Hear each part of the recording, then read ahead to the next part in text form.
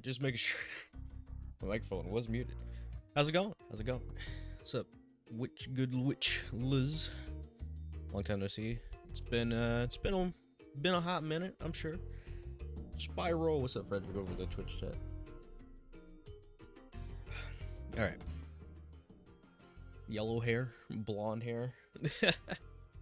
I bleached it a couple of weeks ago.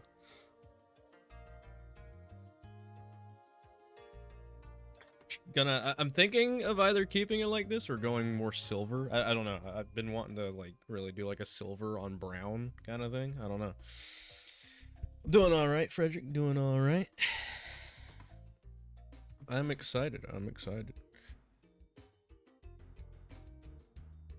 All right, let me. I feel like the lighting is still not. There, you know, that's fine. That's fine. Wanted to look like Spyro. If anything, wearing the Tangle hoodie that I have, because it's purple, I remind myself of Rayman. Looking in the mirror, I'm like, dude, I'm Rayman. Or I'm Nitro Rad. Hey Conquer, how's it going?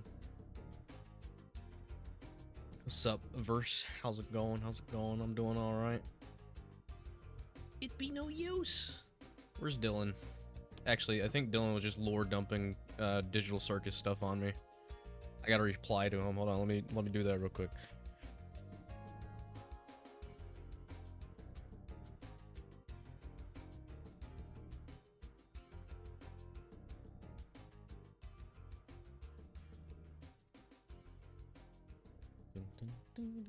Rayman Maxon. So the package is huge. Just to give an idea. Hold on. Let me grab it. Let me grab it. Let's get right into it. Let's get right into it. I know Nitrorad, the Rayman cosplayer. Who doesn't? Who doesn't know Nitrorad? If you don't know Nitrorad, look him up.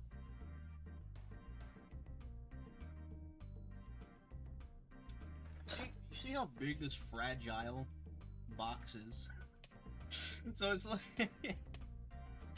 it's so big I can't even put it on my desk like I wanted to. So hold on.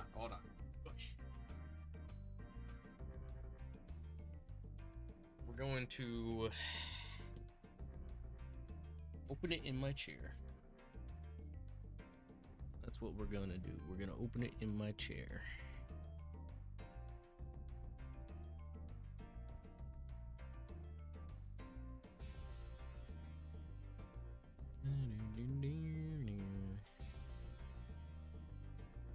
Aye, Captain.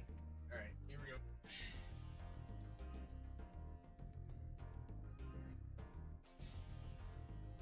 I had to take the tape off because my cat was trying to eat it. Is it purple by choice? What purple by choice?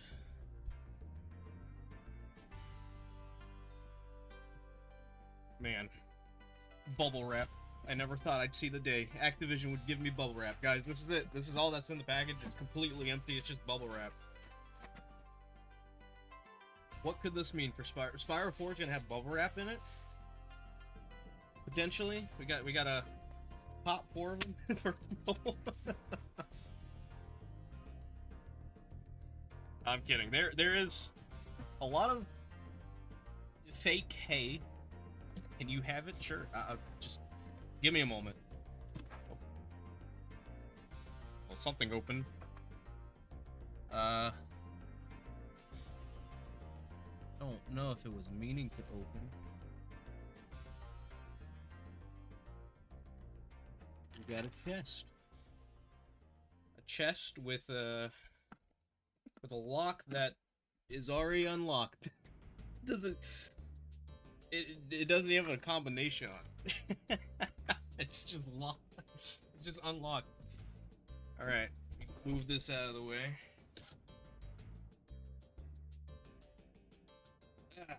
I remember my days of playing Spyro and flaming chests. Bonus points if you know what I'm referencing.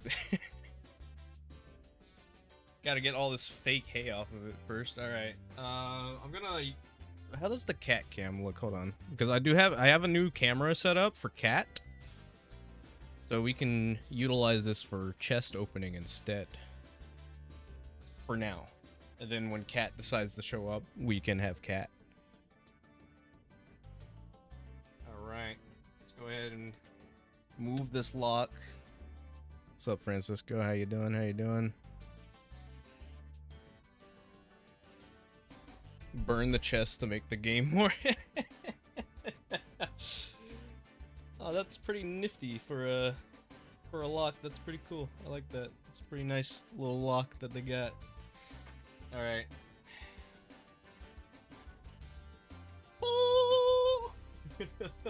Dude, we got so many Spyro gems in here. I've never seen so many Spyro gems in one plate. I hope Spyro doesn't mind that I have these. I'm hoping that he doesn't. Got a nice little seal. Alright. Let's just take that off. Let's see what we got here. Alright. Oh my god. The dragon has returned. You're invited to join an exclusive group of insiders as part of hashtag Team Spyro, a handpicked community helping build hype for the first brand new Spyro game in nearly 20 years, Spyro: A Realm Beyond.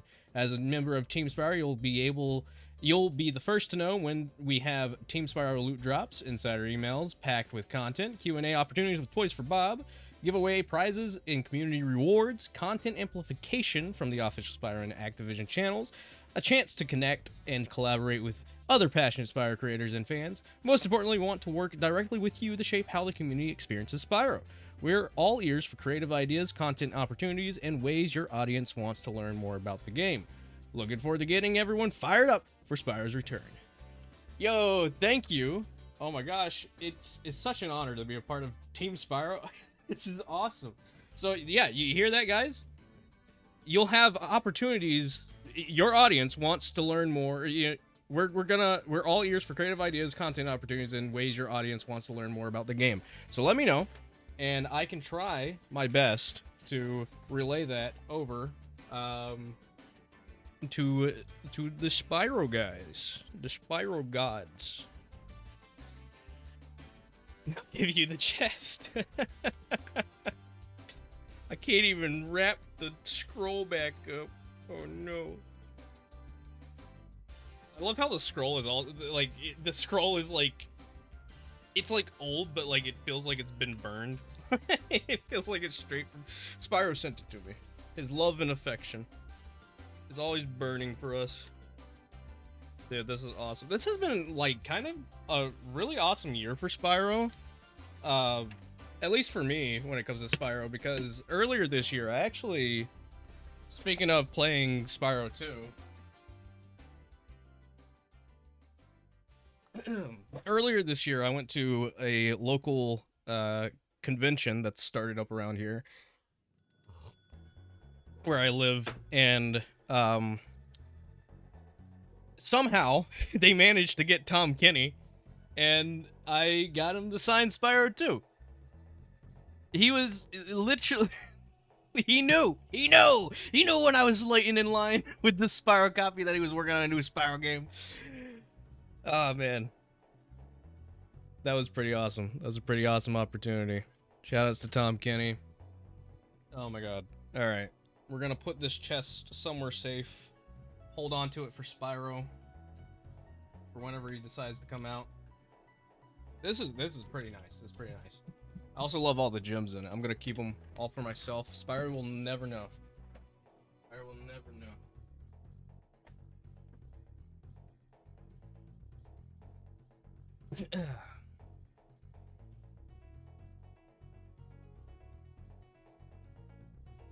Alright, put the cat cam back like that.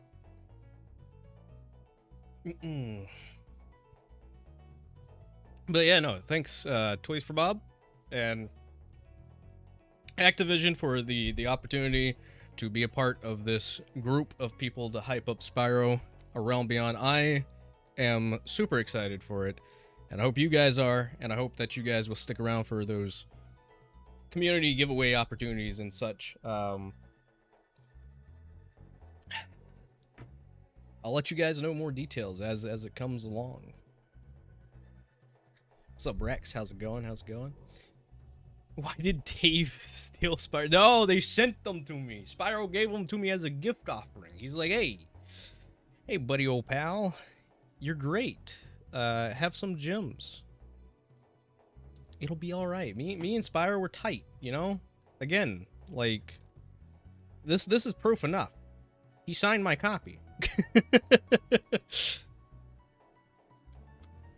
I'm not sure. Again, whenever that detail comes to me, and as soon as I'm allowed to share it, I'll obviously let you guys know. I would assume that it would be like, you know, potential ways of getting the game, like game giveaway, game code giveaway, maybe even like item giveaways. I don't know. I guess it really just depends.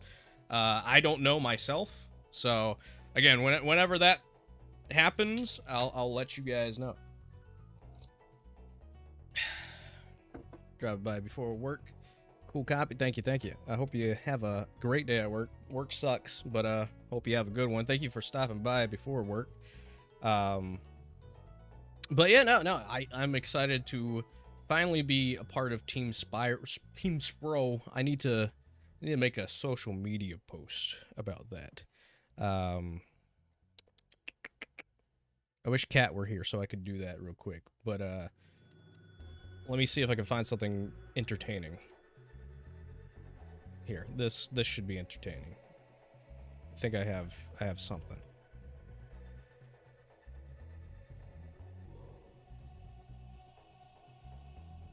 Here we go. The spinning Spyro of entertainment. All right, hold on. Give me 1 second.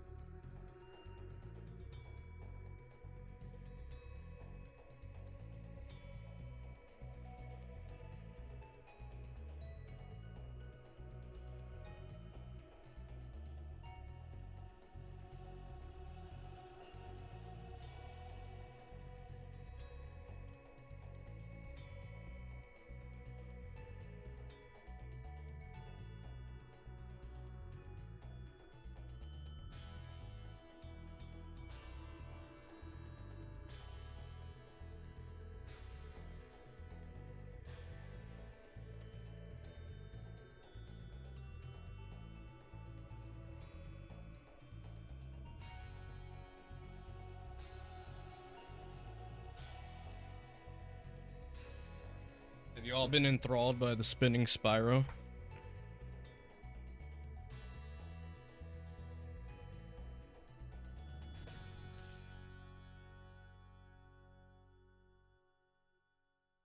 That I did. Welcome, Brandon. How's it going?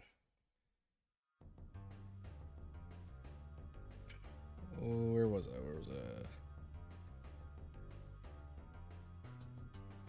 I? You... the multicolored gems. Did I say Chaos Emeralds? No, those aren't what those are.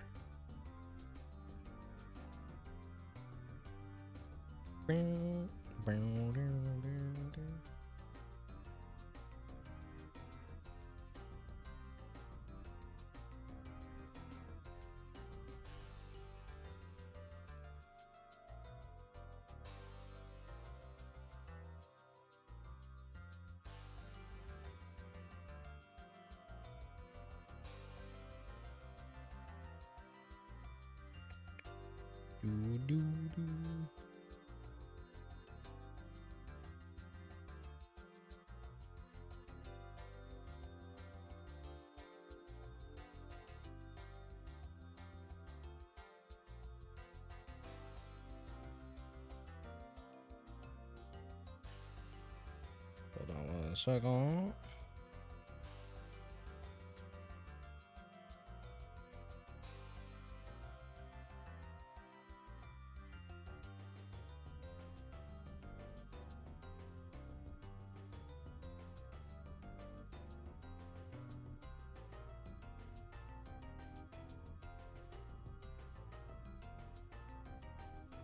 Dragon treasure. You know, it'd be cool if like people could get those chests full of gems. That'd be a cool thing to give away. So excited for the new Spyro game, to be honest. You've been waiting 27 years for it. I'm excited for it. I mean, like, I know that recently there's been kind of like an upset in the community because of people learning that Stuart Copeland's not returning for the soundtrack. And that does suck. It does. But I mean, like, again, there's different factors to this to take into account. It could be possible that they wanted to get Copeland, but just couldn't for whatever reason that we don't know. And on top of that, like, Copeland seems like he's okay with not returning. Like, I'm sure they could bring him back for, like, another game in the future. That would be awesome. But the whole point of a new realm is for it to have a new feel to it in general. Just so that people can experience Spyro for the first time, as they're saying, and then give, like, expanding more onto that new experience. So while it does suck that Copeland's not returning, I am very interested in seeing what Toys for Bob can cook when it comes to the soundtrack, because I think they'll do a pretty decent job with it. I think they'll find ways of paying respect to Copeland within the soundtrack as well. And before you sell the chest on eBay for 100 yearly now. I wouldn't be able to do that. Whenever a company sends me, like, for example, right? For example, Sega sent me something for Sonic Rumble that I was supposed to break.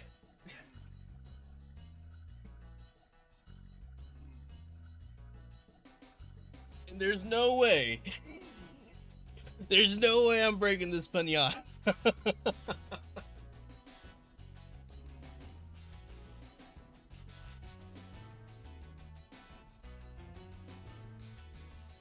Care too much about the cool things that they send me. So even if I were told to break something, I'm not gonna break it. You can't get me to break it. I'll get like a prop that looks like the thing that I'm supposed to break and break it and keep the I wouldn't be able to do it. I wouldn't. It's like the standees that they have at conventions that come, even movie standees, like, you know, how it's in the contract that after the movie's done premiering, you're supposed to trash it. And it's just like, no. What? Why would I trash this really cool thing that just spent like billions making? not saying that it was it was billions in general, but like, no, dude, that's history. It's like the Spyro statue that was just recently found. Like, wasn't that like an E3 statue that was just recently found and restored? It was just sitting in like an abandoned place for a little bit, an abandoned storage space. Ocarina of Time to get prepared for the remake. You're stuck on. Oh God, I remember that. I do remember that. I remember. God, I can't even. I got as far as the water temple in Ocarina of Time before I stopped. I need to get back to it, but I just, after I got to the water temple, I was like, oh, I see why people don't like. I see why people don't like this. They will announce Frontier Switch 2 today. It's supposed to come out tomorrow. Honestly, I think it'll be a shadow drop like everyone else is expecting it to be. And even if it's not a shadow drop, they're probably going to say something about it at the charity stream that they're doing tomorrow for his birthday. So if you want to go support a charity and watch some awesome people hosting it, go to Sonic the Hedgehog tomorrow, 12 p.m. EST. I don't know when they're actually starting. It's somewhere. All right, let me just ban the spammer in the chat real quick. No, I'm just kidding. I'm not gonna. The E3 statue for the Year of the Dragon. Yeah, that's what it was. I remember it being specifically E3 statue. I just didn't know which one specifically.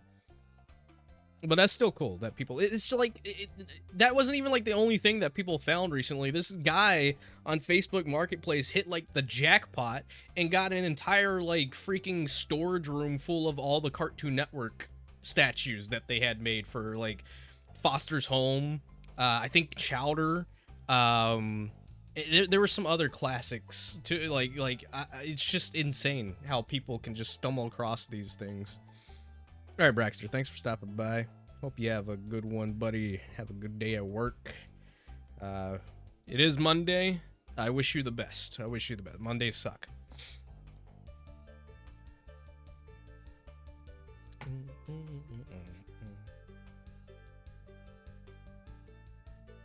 You have Frontiers Definitive Edition? No problem, no problem. How is it? How is it? How is it, Sin? How are you liking the Steam version of Definitive Edition? That definitely does exist.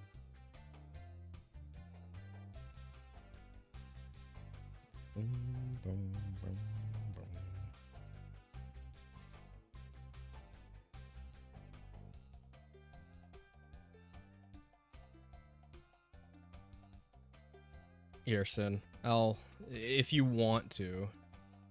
I know you were having a rough day yesterday, but if you want to hop in VC, I can. The complete disregard of these statues after they've been used sucks. Imagine if they were better kept intact. I know. I don't get it. It's like such a waste of money to like spend that much on getting like a really like detailed statue that only appears once, and then they're just like, yeah, let's trash it. Like, what do you mean let's trash? What do you mean, dog? What? If it were me, I would make sure that before I even leave any of these companies that I have at least one of those statues with me. Like, if I were the creator of Crash Bandicoot or the creator of Spyro and I had those statues made, I'm not disregarding them. I'm buying like a separate I'm gonna buy a warehouse and just store them there, and then like ever so often check in to make sure that they're okay. Like, it's just so cool. The imagination of just being able to have these statues in like a game room is just, why wouldn't you want something like that?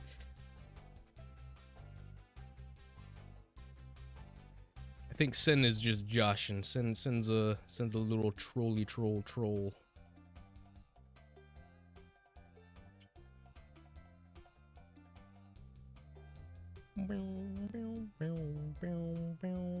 Here, I'll join over here.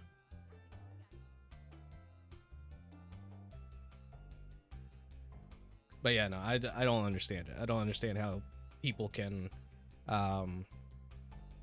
just be okay with getting rid of these statues. It's bizarre. It's so bizarre to me.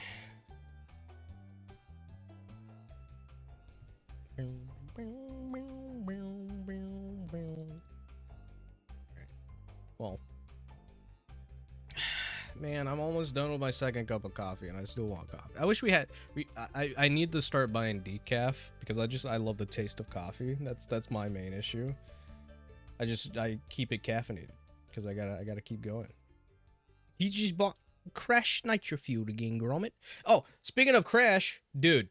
Oh my gosh, I just recently saw on HypnoShark. I don't know if anybody knows pretty much who HypnoShark is. Frederick, you might know because you are pretty active in the Crash fan base as well as the Spyro fan base. But HypnoShark is a speedrunner for Crash Team Racing, and he does a bunch of speedruns for Crash Bandicoot and Spyro, and I think he dabbles around the speedrunning space.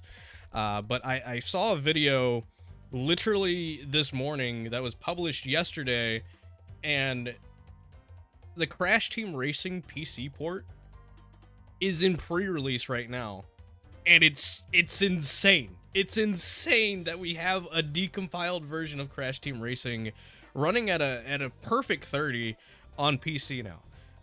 There are still a little bit of hiccups here and there that they're gonna iron out as they continue working on it, but it is complete in a sense. Like, you could theoretically play through the entire game. It's actually really sick. I'll showcase some of it right now. I'll keep the cat cam right here, just in case my cat decides to come out.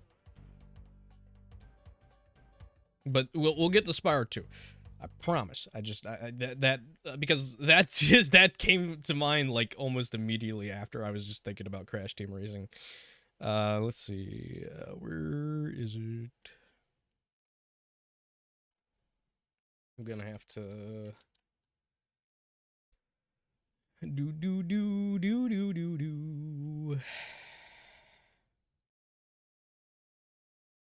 Start your engines for a Sony Computer Entertainment America production. All right, I gotta get the game capture going.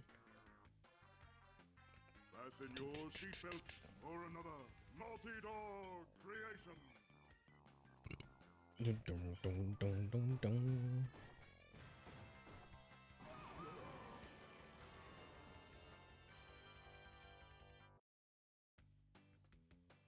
Dude, this is so sick.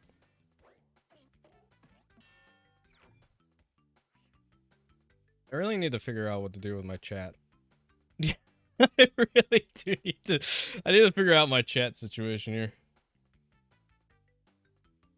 Because, like, I feel like if I make it, like, white text, it's gonna blend in with everything. And then if I don't make it white text, it's gonna blend in with something else.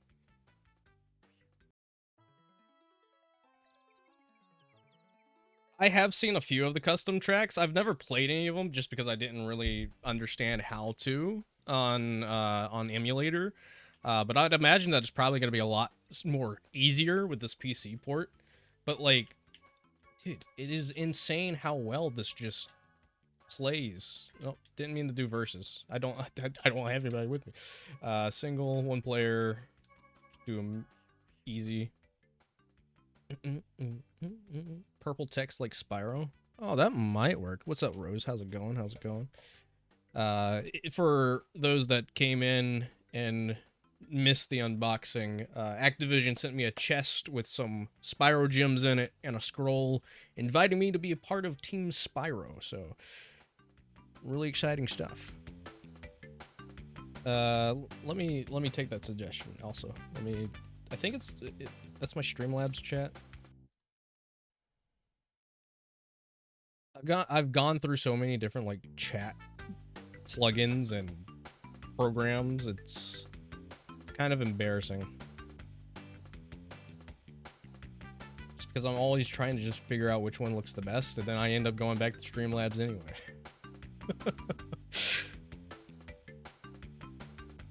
Let's see. Color. Let's do purple. Save settings. And then... So now whenever somebody types, if it doesn't break... I'm gonna type...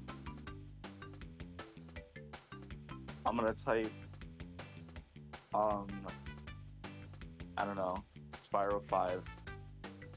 Spyro 5.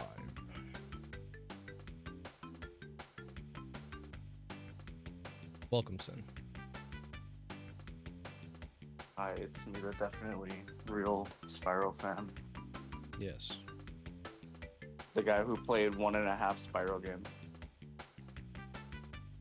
Well, you're on 2. So. Yeah, I still need to finish 2. I'm taking a break from it because low-key is just like... I kind of like fell out of wanting to play Spyro 2, but I want to get back to it. It is a bit of a different compared to 1, I'd say. So that's fair. Yeah. Yeah.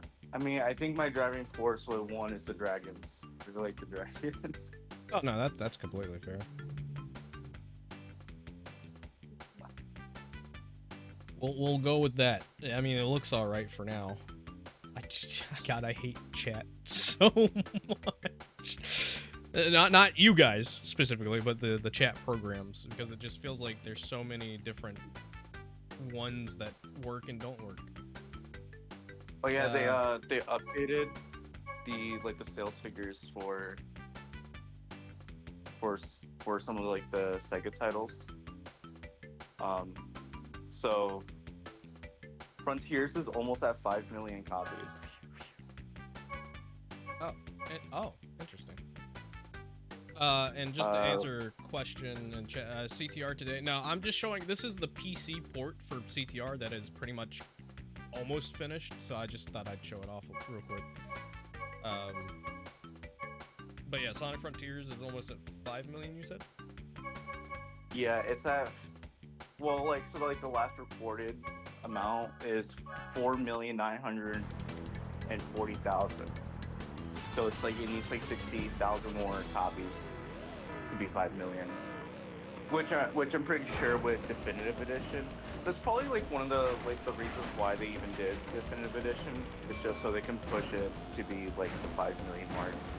So you can be like, yeah, our last Sonic game was the best Sony Sonic game. Totally not just so they can get it on Switch 2 for better performance. I mean, there's a lot of reasons why they would put it on Switch 2, but like I don't think it's like reasons to where like it's like a huge business decision. I just think it's like a passive thing where it's like the Switch 1 version isn't very good and the Switch 2 is out, and to make it consistent with the rest of the versions of the game, they're just gonna put it on Switch 2. Because it's like their last big Sonic game. Like, I feel like it makes sense because like every company is doing that. Every company is like, we want to put our last entry or series on the Switch 2 now that the Switch 2 is like comparable to like something like to a PS5. Like, not to say that it's, you know, as strong as a PS5, but it's just like at least like games that are on the PS5 or even like the PS4 at the very least, like they can play on Switch 2 with even better performance than the PS4. So like with Frontiers, it's like, yeah, like why would you not do that? So it's between like trying to push more sales figures, and also it's just like the last big Sonic game, so might as well. That makes sense. So it's pretty easy to like do so with like they're also not releasing as many games this year, just like Sega as a whole. Like they said like their game, they push a lot of games to next year. Which I find perfect. Yeah, it's totally fine. Cause like, wasn't it like last year or something where like they were releasing so many games? Yeah, no, I mean like I think it was last year when they stated that they felt like they were releasing too many games and not focusing on quality, so they wanted to change that. Well, that's fine. I just mean like, I think it was like one of the more previous years where they released so many games, but like a lot of them were like really good. But that was probably, I think that was like last year, or maybe the year before or something. I'm not entirely sure. But like Sega has been on a roll, so it's like regardless. And I get that people are disappointed that there's not like a major title being released this year, but like next year is a big year for Sega in general because you got Sonic 4 coming out, you got Stranger Than Heaven coming out. Like I feel like Sega is pretty stacked for next year. Yeah, like it makes more sense for them to release a Sonic game next year than this year, because it's like, I mean, if it wasn't already obvious, I mean, the gap between Frontiers and Forces was like 5 years, which is like, you can chalk that up to just like them because they were making like an open world game, so it just took longer, and like now they already have like a lot of like the resources they could just reuse for the new game. But it's like, I would rather them be able to use those resources, but also take extra time to make sure that the game is good. Because like Frontiers is a fine game to me, but like Frontiers is fine. It has its rough edges, especially Final Horizon. Oh my god, Final Horizon has so many rough edges. Just watching Frank play through it again, I was like, I don't remember it being this bad. Yeah, no, it's pretty rough, but it's just like if that game had like another year of development, I think it would have done wonders. Yeah. But obviously they couldn't push it back by another year. I think Frontiers is a miracle. And then obviously they used like the same philosophies with like Shadow Gems, and Shadow Gems was great. And then now I'm sure they're going to use the same philosophies from both games towards the new game. So I'm looking forward to the new game, knowing that they're taking 5 years of development time, despite them already making like similar games. You know what I mean? Yeah, no, I know what you mean. And yeah, no, I'd say, especially if you want Frontiers on the go and you can't like get a Steam Deck or some kind of portable gaming thing, and you do have a Switch 2, Definitive Edition is probably going to be the best way to play it on the go. When it comes to Sonic, whenever they tried something new or interesting, it strangely doesn't work, even though it should have been. Frontiers, I think, works. It's just a lot of people got like I don't know specifically what a lot of people's thought process was when it came to the change up, because like there was a period where Frontiers, after it came out, everyone was like talking about how good it was and like, just praising it, and then like there was like a sudden change in the fan base where everybody's like, why is this a thing? I feel like it was probably around the time when like probably Superstars or Shadow Gens came out. I'm probably gonna say closer to Shadow Gens, because like people realized like wow, Shadow Gens is such an improvement, and then they look back on Frontiers is like, damn, Frontiers was like so mid compared to like Shadow Gens. Which is fair, Which is but like, you know, we wouldn't have Shadow Gens being that good if it weren't for them to have taken the risk with Frontiers.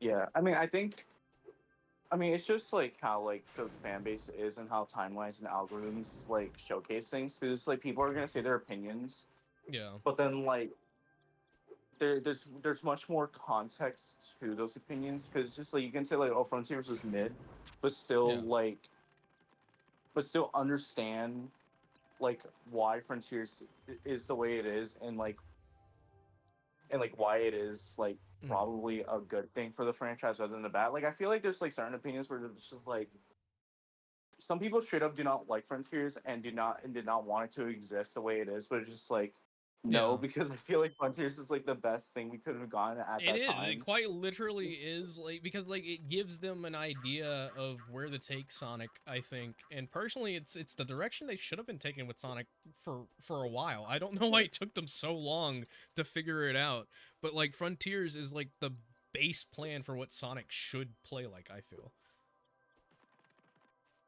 It's probably because of the whole thing with like open world games or whatever. I mean, that's like probably I suppose, but like I feel like with Sonic, in Sonic Frontiers at least, like yeah, there is like an open worldness to it, and it is theoretically open world, but there's so much to do within that open world that it like I don't really know if I would classify it as open world. It's not. It's more so sandbox, kind of like similar to like Mario 64, like other 3D Mario games, where it's like there's a big open space, but then you jump into like levels. Except like with like something like Mario 64, where it's like yeah, there's a big open castle to explore and stuff, but then when you jump into like the levels are also like big open spaces. For like with Sonic Frontier and Shadow Gens is like they're much more linear, but it's because they're much more linear because like you're not there to explore the levels, you're there to play through them, which is like completely fine to me. I think like Shadow Gens, like some stages like Chaos Island, it being slightly more open. Chaos was Island really good. In Shadow Gens is like, at first I didn't really care for it, but I'll be damned if it's become my favorite level in all of Shadow Gens, just because it's just like, it's so good. Like, I'm just like, oh my god, this is awesome. But to catch up with chat real quick, Crossworlds is still getting updated. I don't get the super need for a new mainline game this soon. Yeah, it's just people being impatient. I agree, Definitive Edition is most certainly needed because Frontiers on Switch 1 is bad. And yeah, no, I mean, like, it has its flaws, but Frontiers is a pretty solid game. Yeah. I mean, people are impatient all the time. I think they're just extra impatient because they think it's like, oh, 35th anniversary. It's a huge marketing thing. So that means that they're gonna have to reveal something super big or whatever. But it's like, realistically, why are they gonna do that when like they knew they already revealed Frontiers way too early? Yeah, no, I mean, that was the main issue with Frontiers too. That even Azuka pointed out, it was revealed too early.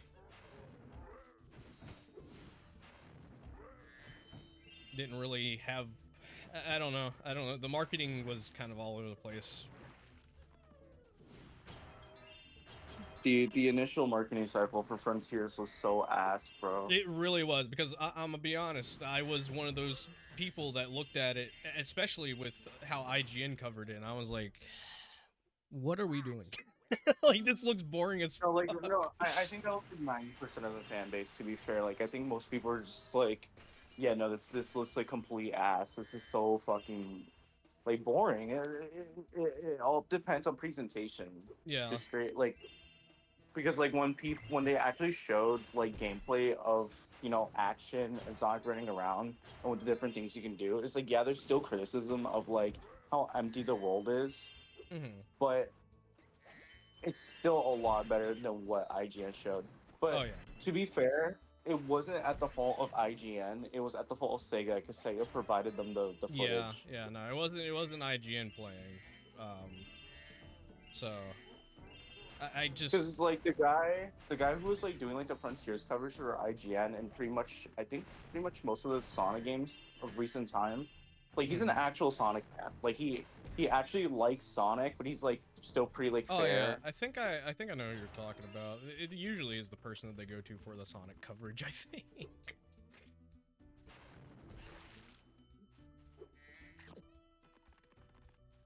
Yeah. Somehow a second Powerpuff Girls movie is happening. Yeah, I did see that. I'm excited. It is very upsetting though, because we did just have Tom Kane pass away. So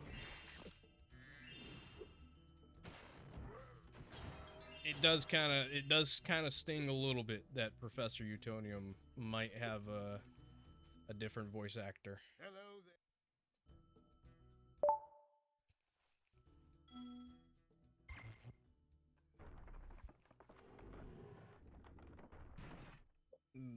They are going to do something tomorrow for Crossworlds, though. They didn't say it's a festival or more decals. Oh yeah, that's right. We are coming up on the 23rd. I'm gonna be so for real. I feel like it's gonna be classic Sonic, guys. I really don't think it's gonna be anything big. It might just be like a week, like a longer festival than you would anticipate, but it's celebrating classic Sonic. That's like my guess. Actually, that would make sense, because like if we're lining it up with how characters are released, they're usually released on a Wednesday. They're not going to reveal that a character is being released on Wednesday if they have a special announcement on a Tuesday. So like tomorrow, I guarantee during that live stream, they're going to be like, it's Classic Sonic and he's releasing on Wednesday, and then we're going to have the Classic Sonic Festival on the weekend. Like, I think that's the lineup. What if it's actually Omni from Amazing Digital Circus? I'd take it. And honestly, I'd take Classic Knuckles over Classic Sonic. I think that'd be cool. Again, I think it would be so cool if we could just have other classic characters representing the classic era ever so often. Like, I feel like the whole, like, thing with Classic Sonic being overused, like, I'm not saying he's like super overused, but they have used him so much to a point where it's like whenever you're celebrating the 35th or an anniversary and you're like, oh yeah, look, Classic Sonic, you can get him. It's just like I feel like the whole like specialty of Classic Sonic coming back is now depleted. It doesn't feel right. There was a time before Classic Sonic, guys. It existed. Just like how this freeze existed. I get what you're, like, Classic Sonic is like not really that special. Like, I'm fine with him coming back. I am. Don't get me wrong. It's just it feels like they shove them in your face every single chance that they can, and act like you should act like you're surprised, essentially. Well,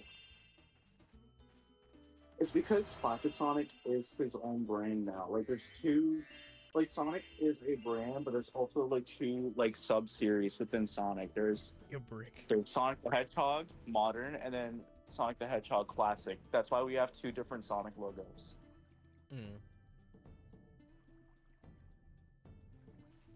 You know, I would take that too if we could get Rabbit. I don't. Why do they call?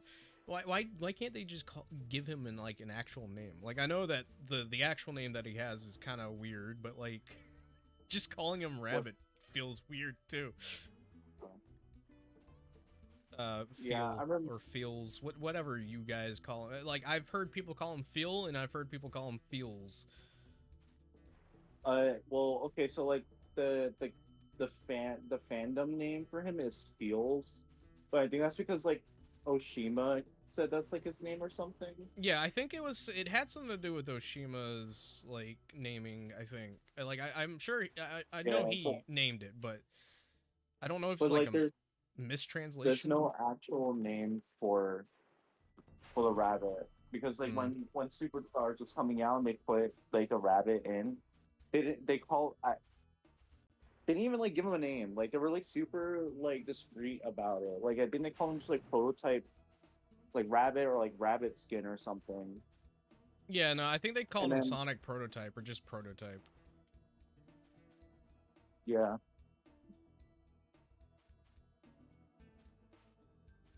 What if they go sicko mode and include Classic Boom and Movie Sonic in one update? God, that'd be awesome. But I'm gonna be honest, I think I was talking to Fez on his stream about this. I feel like if they put Movie Sonic in the game, it's gonna be paid DLC.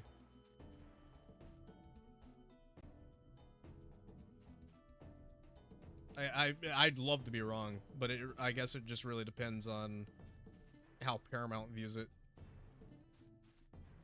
I don't remember this mission being this hard. Can I wait here for the fish or no?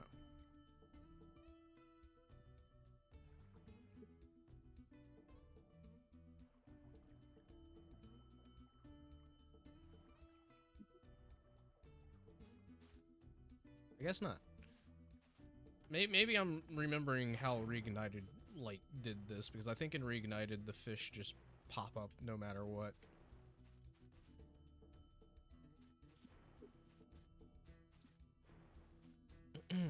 Oh, I was talking in TC about this, but what the?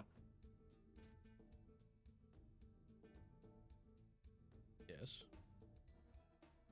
Yeah, I know I'm supposed to flame the fish, but they're not like, it's not popping up unless I'm like a certain distance away. So like, I'm not sure if there's like a specific timing to these, or if I can't be right next to it and I just have to time it. I can't remember classic Spyro 2. Sorry. In Tails channel, like I was like wondering, like, oh, like, I wonder if they'll put up like the eShop page for Frontiers Definitive Edition at midnight or something. Or well, I don't know, because like, I wonder if that would be more of a, because like, don't Nintendo's eShop like usually update around 12 p.m. or 12 a.m. PST? It depends, like, because it's like a listing. It depends on like when the publisher adds it to Nintendo's like system or whatever. Because like there have been times where like even like Nintendo games have been added like at a random ass time, like usually like after directs or something, like they'll add like a eShop game at like 11 a.m. or something. So it really depends. Oops. My timing for this is absolutely garbage. Oh yeah, I don't know if you saw, but there's also this one Sonic YouTuber who got his hands on Definitive Edition. I don't know how, and it seems very sus that he got it because Walmart's system is not supposed to let you check that game out. So there must have been some kind of roundabout way that he got the game. But he's Maybe like a mom and pop. not. No, it's from Walmart. Well, I'd imagine that it's probably just an employee that was able to override the system. Like maybe like a manager. I don't think a manager would be able to do that. Well, I'd imagine it'd have to be somebody higher than just a regular cashier, because like that would require, like, I think like a higher like security level, you know. But then again, I'm not really sure how embargoes and stuff like that work, because at Target it was like, it was really weird. For Target, it was really weird because, like, I remember specifically when I worked at Target and we had embargoes for stuff, like, even on the day that it came out, like, there would still be, like there, for whatever reason, I remember specifically a friend was trying to get something from Target one time, and we had it out, but, like, it wouldn't let them check it out because it still had the embargo on it for some reason.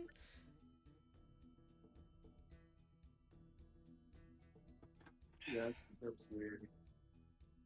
I don't know how embargo systems work, but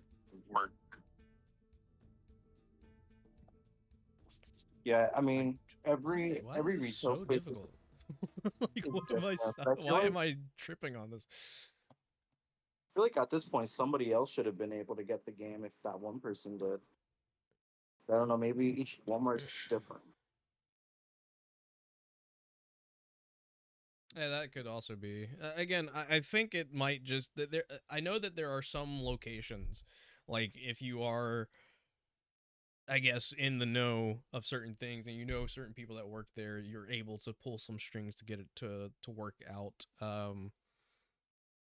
I mean, it could just be as easy as, like, maybe instead of them actually buying it, the employee was just like, here, you know, you just, you know, pay when the game actually comes out.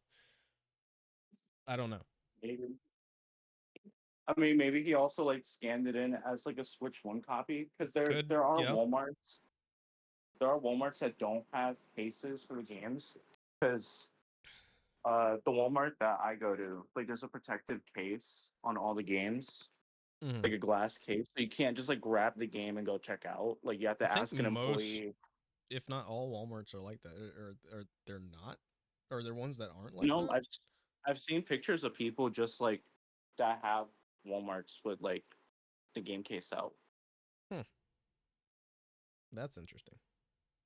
Yeah, I think it depends per location. I mean, if your location has more theft, yeah, you want people stealing $50 video games, that would be a huge loss.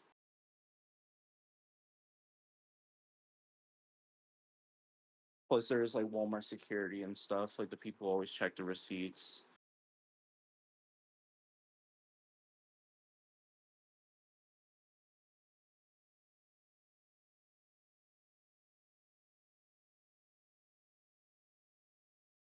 oh wait, hold on.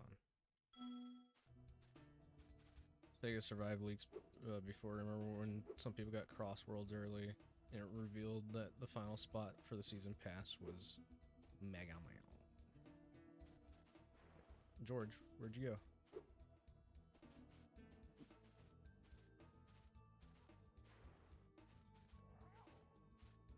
Okay, But yeah, lots of the amount of speculation for this game is so stupid, but it's so weird because just like it's because Sega just is not saying a word about it. It's like, why? Like, why? I mean, like, I think honestly, I think it is what most people have said before, and it's just they didn't want to make a big deal about it because it is just like an upgraded version for Switch 2 only, and there's really not really much of a reason to like go all out for marketing for it.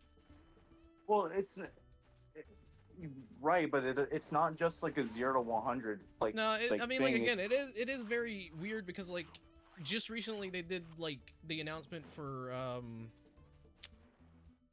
Shinobi. Shinobi, yeah. So they're doing a Switch 2 Like, version for like that. that one's a little bit more fair because that is more of a recent title. But even then, like, Yeah. like I feel like they should have at least done, I don't know, a tweet about it or whatever, right? It's Like, I think it's they're still deliberately just not. being like a thing that they're saving for like the 35th anniversary thing. They're like, It's just like the worst kept secret because it's just like yeah, it's already out there. Like there's no point of trying to keep a secret of something that realistically means nothing. It's just weird. It's like they don't need to go all out marketing. They could just do a simple tweet or acknowledgement and just and have the listings out because the game is not even up on listing for like yeah. pre-order or anything like that on Amazon, Target, Walmart.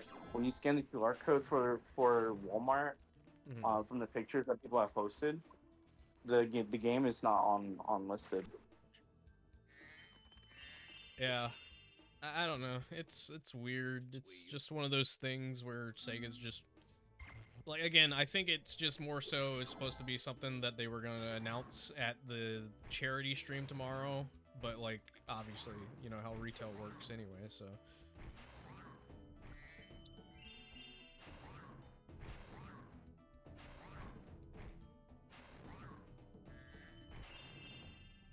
did I not? Okay, probably not.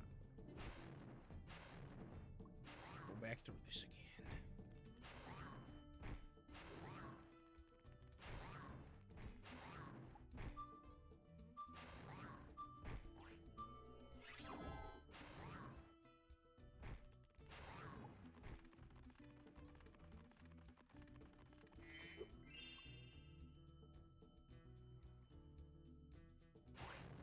What? No, I flamed you. How?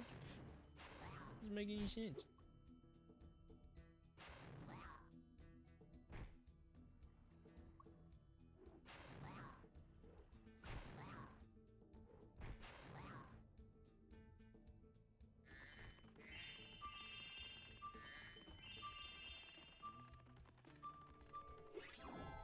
Yeah, no, we unboxed it earlier, Nationverse. Pretty fun, pretty fun. I'm stoked to see what I can get prepared for you guys. You have saved us all.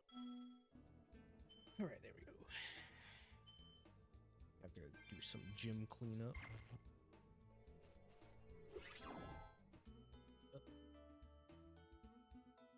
But yeah, no. When was that? The other live stream happened. What other live stream? The the Sonic Japanese Station one. Live. Yeah. It's happening a day after. Okay. Hold on, I just gotta take care of something. Yeah, no, you're good. I'll do another run through to make sure that I did get all the gems. I'm pretty sure he did. I think I remember seeing he posted a video of him opening it the day he got it. Because I think for most people that got it, they got it like a week or so before the announcement, and that I think they had like an embargo on that, so they couldn't really post about it until A Realm Beyond got announced.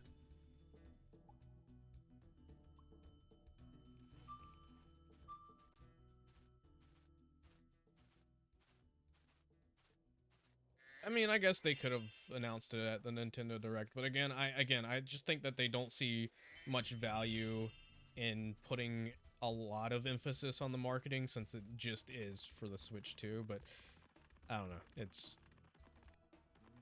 It's weird. It's weird. I mean, Sega did say that they are trying to figure out a new marketing strategy, so that could have also probably played a role.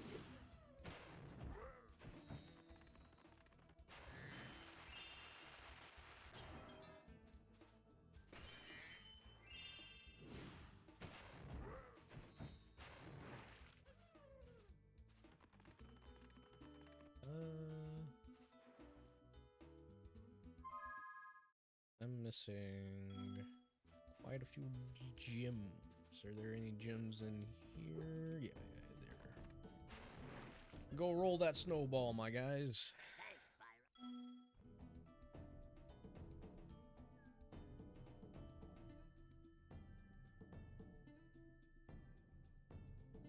Ow.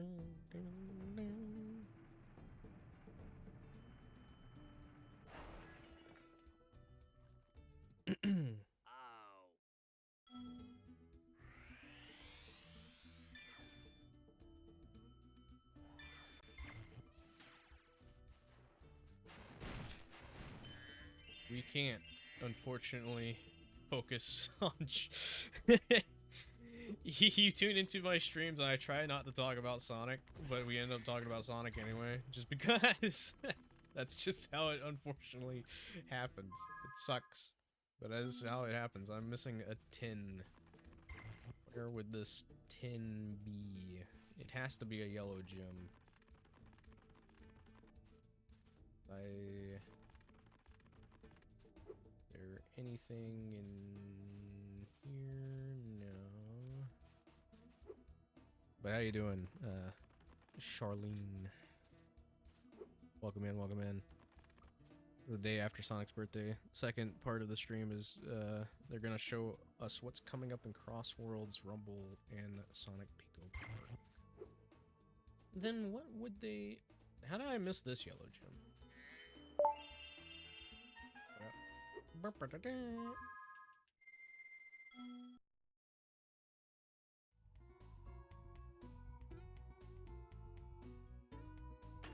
Now I'm even more curious of what they could be doing tomorrow for Sonic Crossworlds, because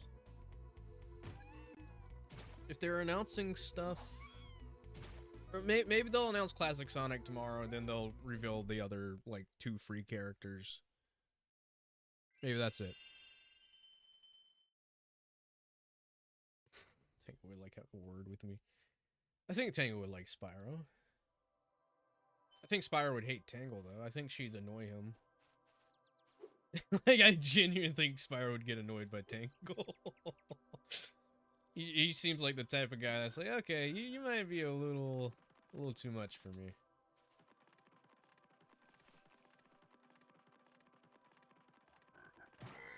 Yeah, let's go ahead and get Skelos out of the way. I don't want to do the dinosaur thing, but I'm gonna have to eventually. I'm not sure which world I'm not actually looking for. Maybe Stonehill. I don't really like Stonehill that much. Well, I'm gonna have to backtrack anyway because I gotta get the head bash.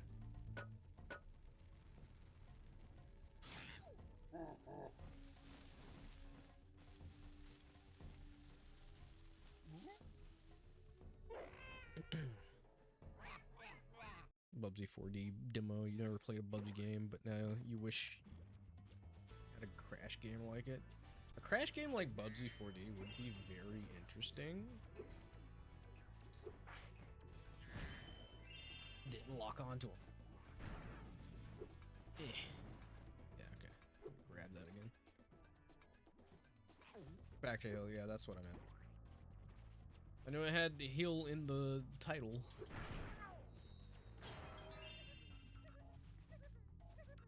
I'm thinking Spyro 1 because I've been playing it so much.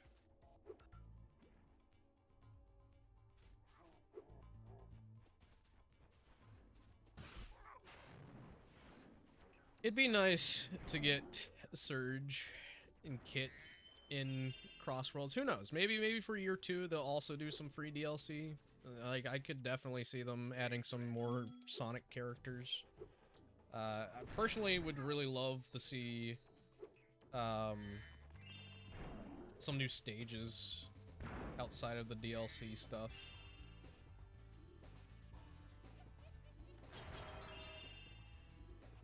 Surge and Kit would be nice, but let's be real, they'll probably just do Surge, and then they'll be like, oh yeah, Kit exists. The package deal that they don't want to live up to. But yeah, no, I'm not looking forward to Fracture Hill. Going back to the Bubsy 4D thing, though, that would be a pretty interesting take or approach to a Crash game. I'm very curious of what direction they're going to take Crash, because, like, the way that they're describing Spyro A Realm Beyond is, like, it feels like, to me, it feels like it's going to be an experience that's similar to Spyro 1 with some new stuff added to it, because, like, it's supposed to be Spyro. a way to introduce people into the franchise and just be a starting point in general for new people. So I'm wondering if maybe for Crash, they're gonna try and do a similar thing. Uh-oh. What? Okay. Where they try to blend in the classic Crash gameplay and add a unique, like, element to it. But then again, I don't know, because Toys for Bob did say that, like, the way they view Crash and Spyro is that Spyro isn't the challenging one, Crash is the challenging one. So it makes me wonder, like, if they're gonna keep Crash kind of the same, like in Crash 4, but lower the difficulty just a smidge bit. They're gonna need to lower that difficulty just a bit. Uh-oh. It looks like more lizard eggs are dropping down. Are you God, ready for I'd another love... challenge? Honestly, I'd love anything from Adventure. We gotten some Adventure 2 rep in Sonic Cross Worlds, which I'm fine with. But, like, I feel like it's really lacking in Adventure. Because, like, I guess the closest you could say that we have to Adventure is the Blizzard stage. But, like, that's not even Ice Cap or anything like that. Like, we don't have, like, a true Sonic Adventure stage. So, Emerald Coast would be sick. Or Twinkle Park would be amazing. I don't know. It exists, let's make him a decal. That's probably what they'd end up doing. Oh, that's the wrong way. Okay, this one's gonna be a bit more challenging because it's more a timed thing. Shoot.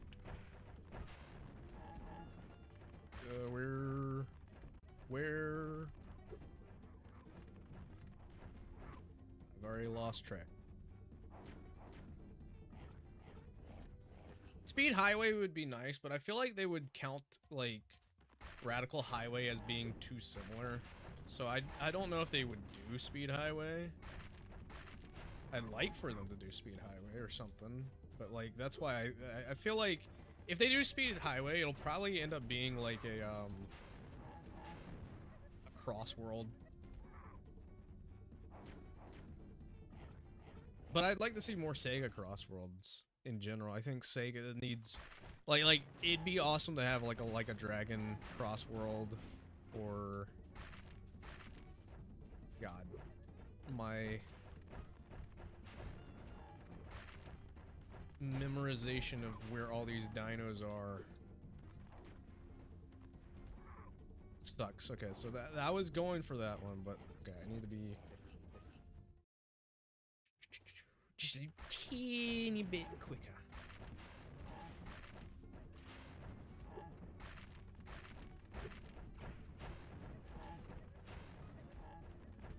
No.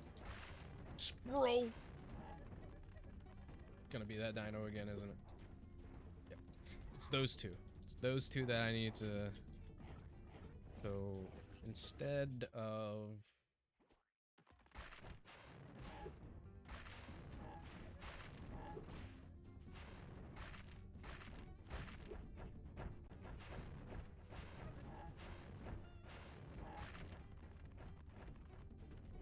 Shoot.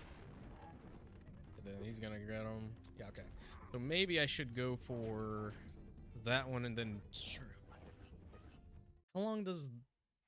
One of these over on the left chases them for a little bit longer, I think.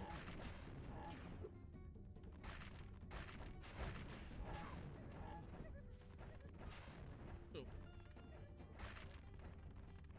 So I gotta get this one. This one. Okay.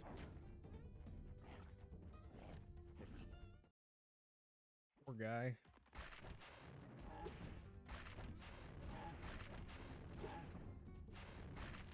Yeah, no. Secret Rings got a crossworld. I'm surprised Black Knight didn't get one because, like, I was expecting Black Knight to get one. Yeah. Here we go. Thank you for helping.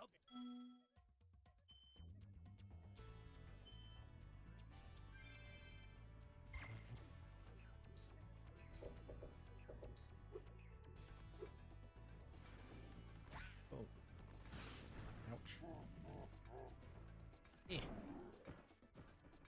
I think the radius on those things exploding is a lot bigger and reignited. I remember getting hurt by them almost all the time after I got done taking them out. Okay.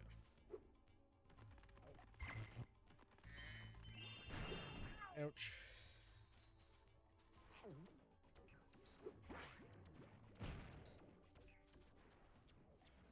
Grab the volcanic rock. Okay. Yep. That is exactly what I... Okay, I didn't think he was going to take that out. That's awesome. Thanks for taking care of the dino for me.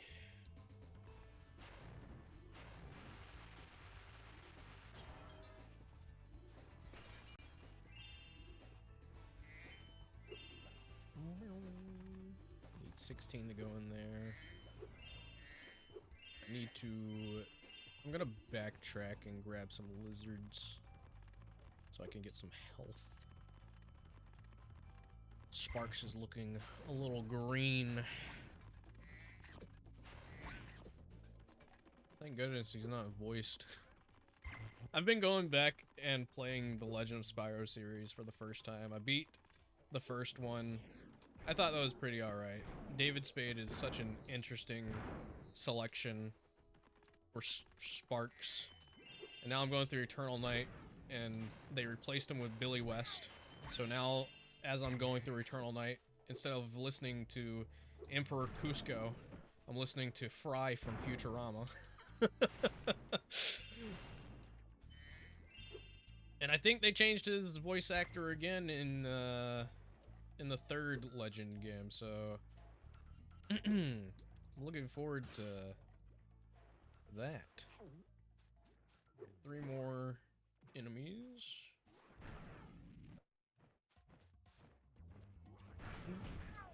Ouch. Go back and grab some lizard. Yeah, no, it's insane.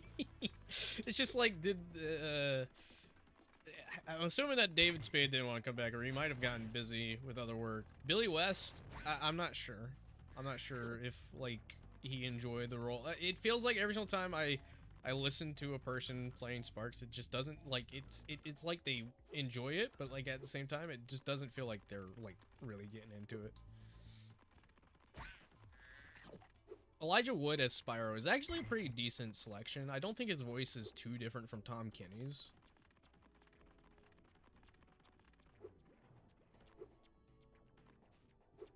Learned this today, but that same cheat code which gives you a demo of Spyro 1 works again, but instead it gives you Reignited Trilogy trailer.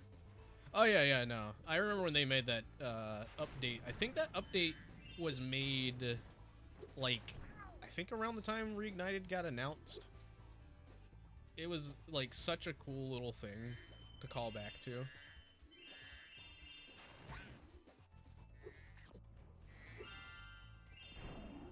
I'm glad that we're able to do something like that, because that was, like, one of the big things about the Spyro and Crash games that I really liked. Just being able to go onto the title screen and use a cheat code to play a demo for one of their games.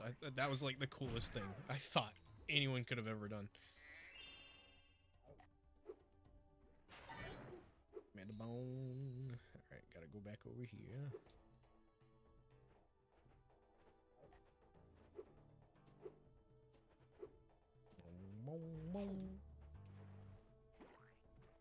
It'd be really cool to see that, like, come back and, like, I doubt they would do it, like, with, a Realm Beyond or anything like that, but, like, in the future, I think it would be so awesome to have that, like, integration, again, between Crash and Spyro, just for promoting each other. I mean, you might as well. You own both of the franchises now.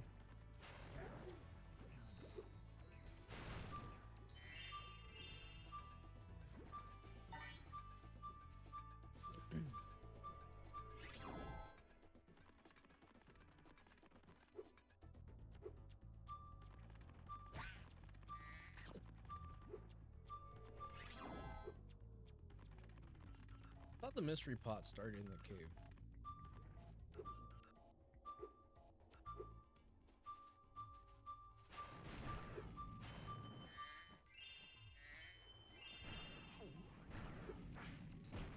Aw, just barely missed him.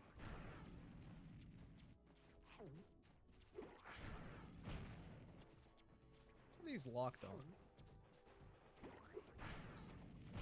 Guess not.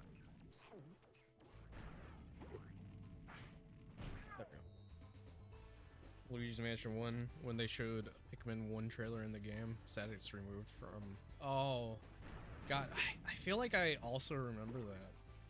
That was... Video games were so, like, creative back then. I loved being able to, like, go to, like, the extras thing and just see, like, trailers for certain things. It's like, Revenge of the Flying Dutchman for SpongeBob, I think, had, like, a trailer for, like, maybe the Fairly OddParents game? I don't know. I just like being able to have those, like, cool little things for advertising.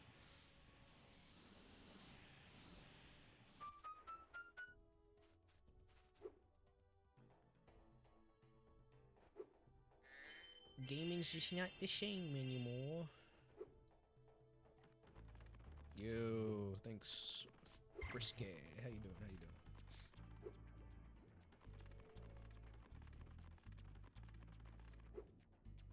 I am super duper stoked. I'm not gonna let Spyro down until I inevitably let him down somehow. Let's see.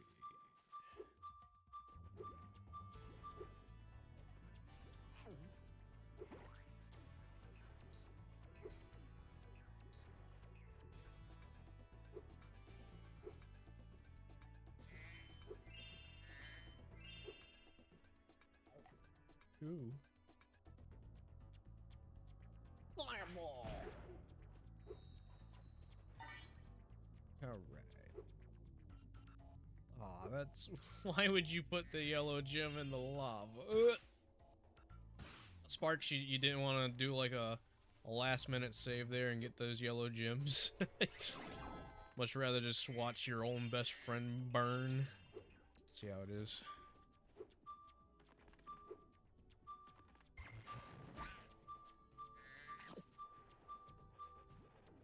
Is that a... That might be a jar. Hold on. We'll go for that, rather than backtracking all the way back for the lizard. Yeah, jar. There you go, Spikes. See, I'm looking out for you. Not looking out for me.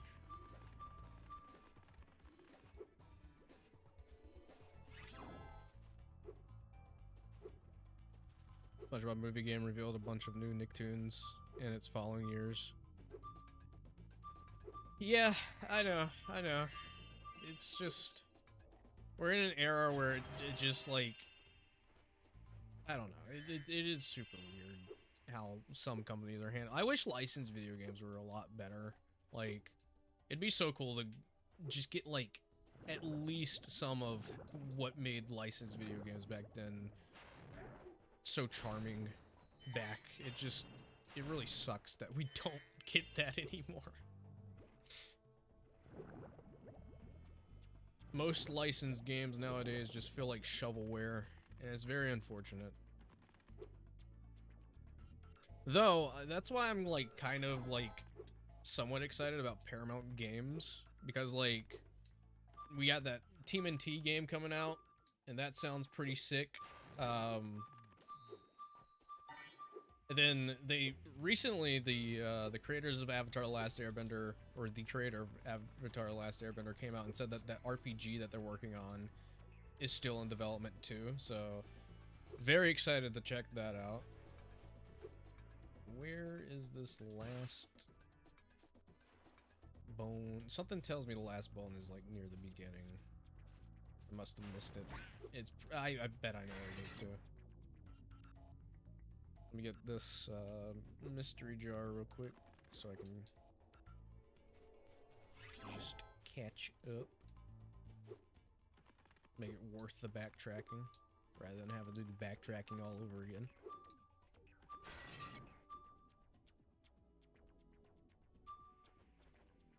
SpongeBob, Cosmic Shake, and Titans of the Tide standing in the corner. Those games are good. I liked Titans of the Tide for a little bit. Cosmic Shake, I just, like, I like, but I feel like it could have been better. Titans of the Tide starts off really strong, and then I think, like, once you get to the second world, it just sort of, like, becomes a lot more like Cosmic Shake again. I'm just like, eh. It is very unfortunate. I'm hoping whenever they do another SpongeBob game, it's at least better overall, because, like, Titans of the Tide, the opening for that game, like, the first area that you're in really plays like a Spyro game. Like, the way that the level just loops around, and you have different things that you do in the level, and different, like, missions to complete. It felt like a very, like, I was like, oh my gosh, so this game is going to be a lot like Spyro going forward. No, it becomes a linear mess by the time you're done with the first world, and it's kind of sucks. It's just like, oh.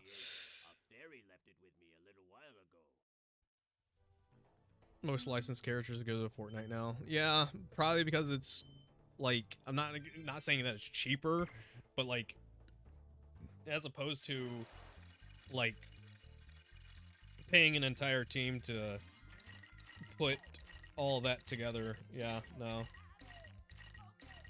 It makes sense. I still find it very weird that, like,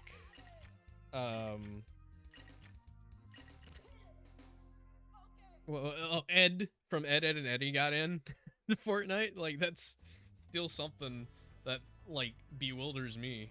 I'm like, man, dude, that's so weird. Alright, Skello's Badlands done. Hope the other Eds get in at some point. I don't know how they do it, but it'd be fun.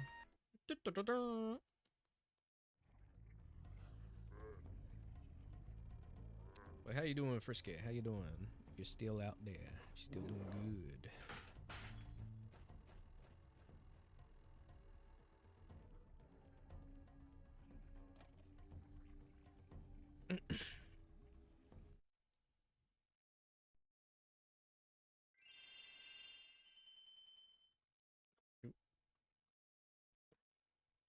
Alright, Conquer, no problem.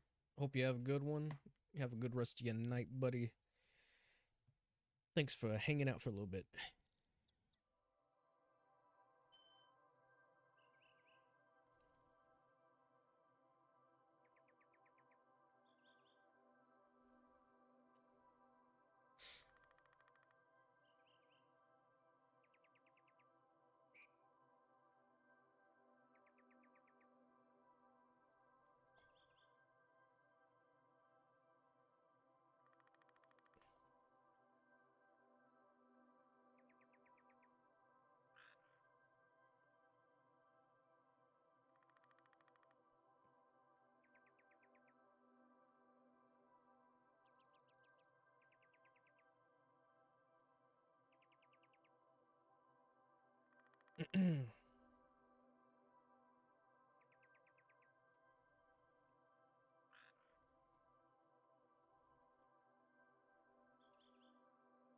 Fortnite, there's rumors that a certain blue bomber. Oh yeah, I did see that.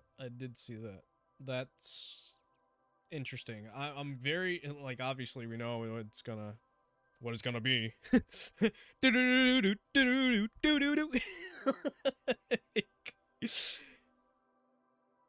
It's gonna end up being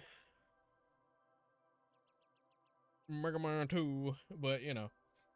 Alright, hold on, give me 1 second.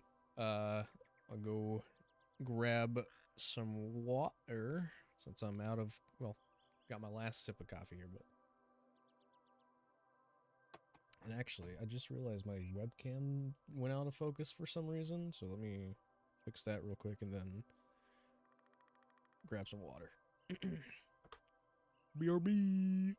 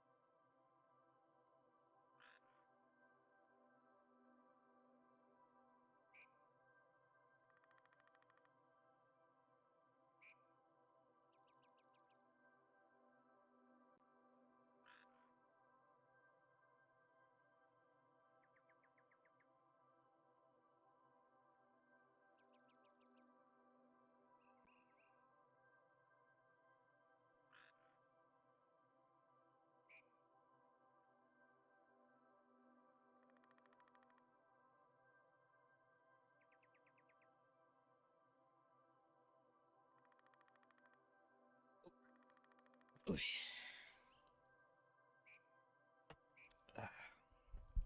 old water.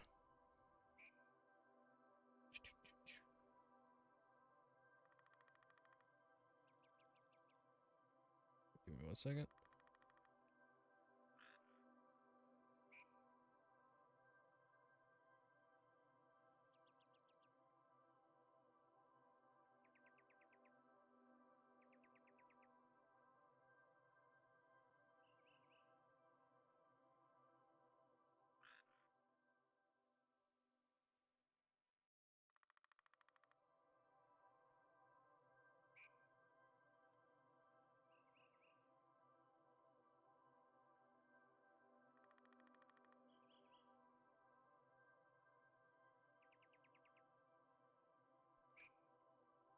Alright, I'm thinking, also I just realized for whatever reason the game volume looks to be super quiet for some reason, even though I have it at like 50. Is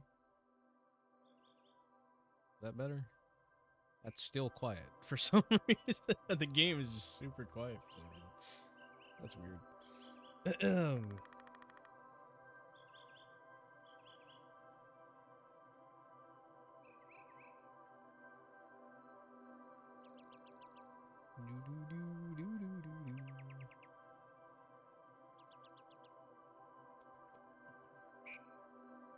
Just realized GTA 6 pre-orders are coming the same day as Star Fox Switch 2 remake. Nintendo is actively trying to be like, all right, look.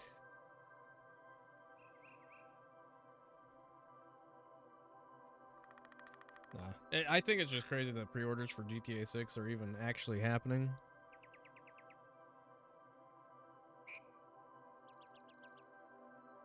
It is pretty crazy to hear. I'm personally in no rush to pick it up myself, just because I don't really have a console to play it on. That was Crystal, Glacier, Skelos. What is this one? Breeze Harbor. Which one will get the most? I think I know which one will get the most attention. Legend has it, if you let me rob you of your gems, I'll give you access to something that can help you. Thank you, Moneybags.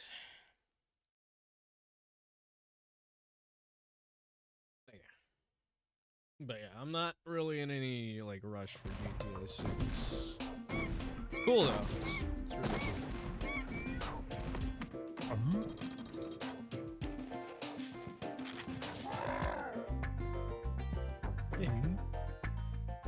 cool. These intros are just something else, man.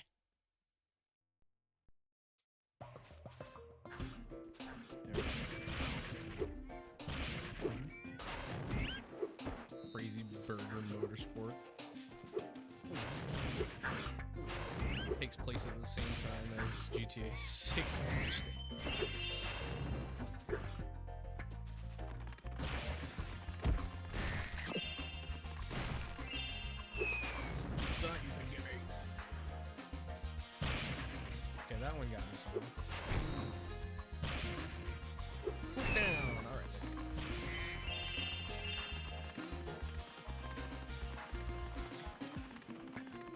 Something I really liked about the levels from Spyro 2 is how like some of them have like an A and B level. Like this is the like alternative level to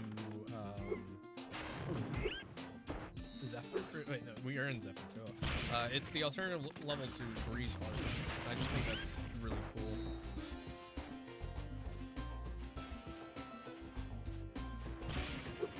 Come here. Dive down. Do it. Don't. I can get you with a cannon. It's alright. Is that a rainbow? Hold on. Happy Pride. Happy Pride. There we go. Hell yeah. Rainbow. Fucking awesome. Oh, now you want to dive bomb me?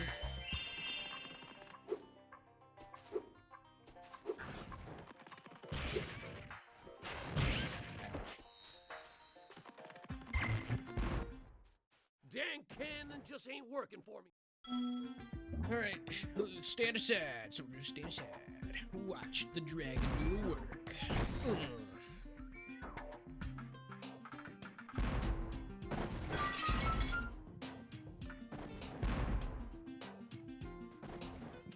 We got him! We got them both! Oh yeah. First try, that's what I'm talking about. That's what I'm talking about.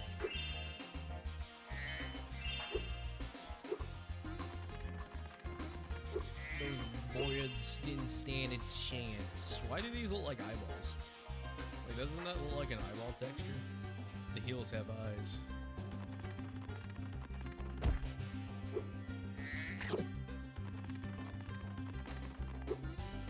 Well, alright, right.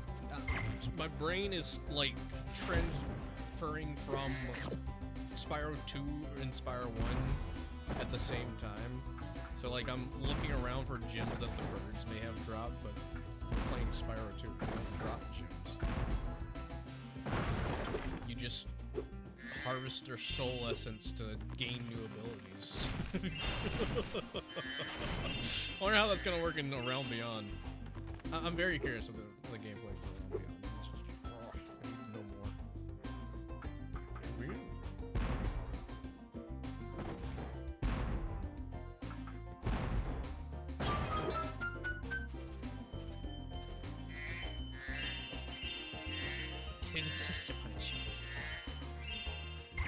See, I think it's just like the hype of it just sort of kind of dwindled for me with as much as it's been delayed.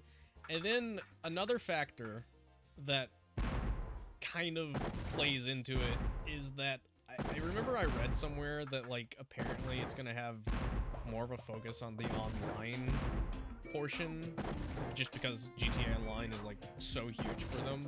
And I'm just like, I don't really care for GTA Online.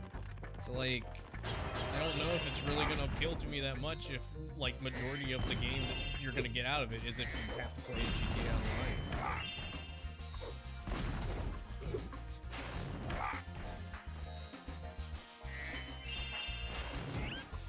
Like, it's cool playing with friends, but, like, I've always viewed GTA as, like, a single-player experience.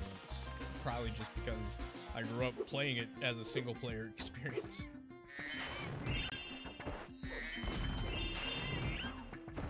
Love watching the Vanos crew play, though.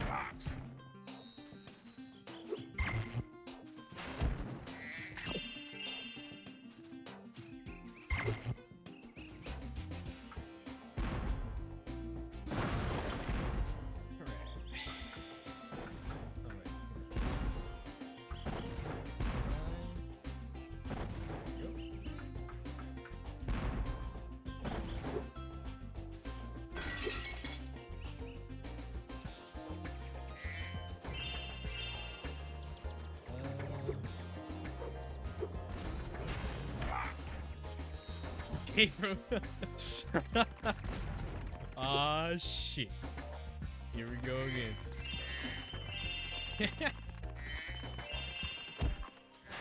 That would be a crazy pick.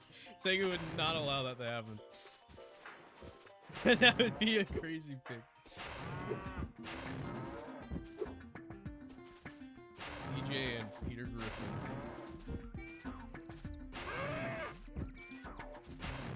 The two outworldly picks for Sonic Racing Crossroads. Spyro needs to be in. Spyro, Crash, get him in. I don't care if we already have Microsoft's Minecraft. We need Microsoft's Crash and Spyro.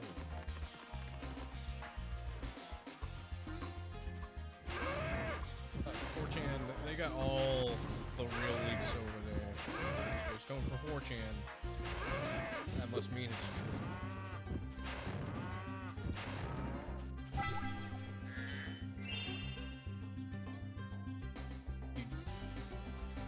Okay, I was about to say, you only counted one?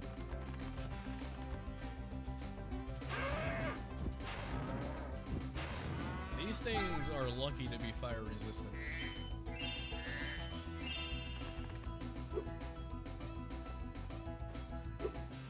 Like, I'm sure it's probably still doesn't feel good, but like, Man. Spyro, can you help me hurdle my cowlifants to my herd? And then he flames them, and then it just turns into a burger. He's like, well, that's not what I meant. You guys are bad, just as much as I am. This is kind of embarrassing. We're both missing each other. Microsoft does own Banjo, but I'm in the belief that, like, it's more so a rare decision what they do.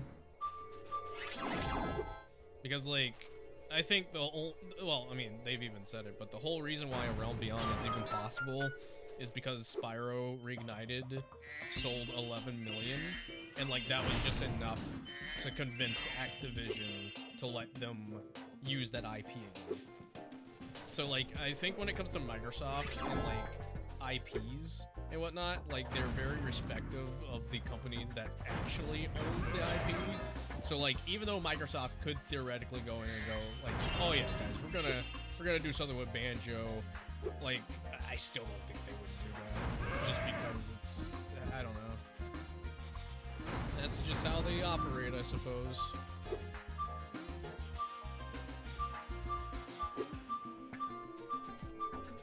Which, speaking of rare, I think I just, wait, what was that? Oh, that's what, yeah, there's a Sea of Thieves live action movie happening, so, yeah, no, I don't think Banjo's coming back anytime soon. Very unfortunate.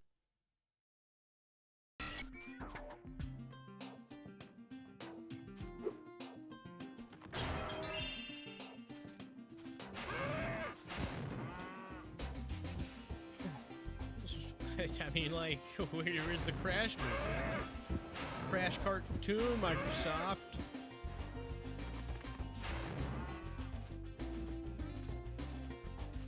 Oh, before I forget the jump.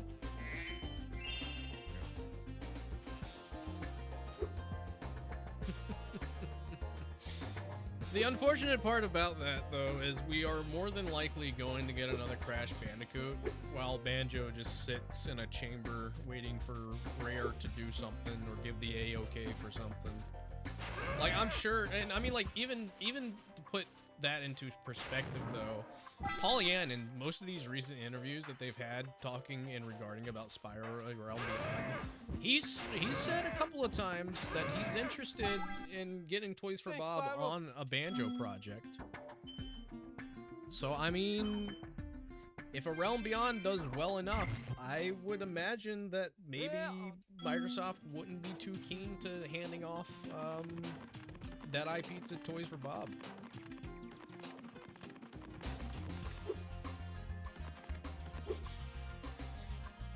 Am I going the right way?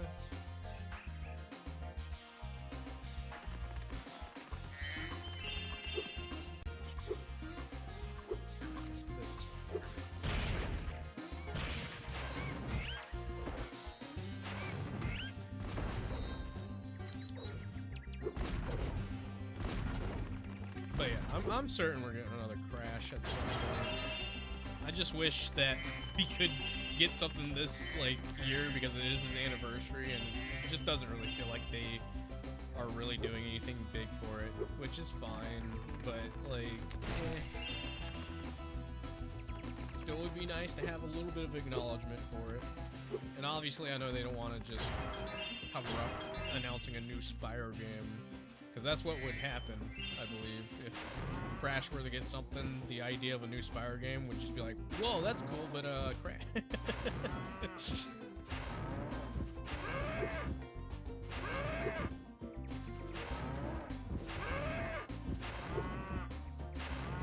So they definitely don't want to sabotage Spyro. Aw, it wasn't close enough to the edge. Sorry, I got this guy up here anyway.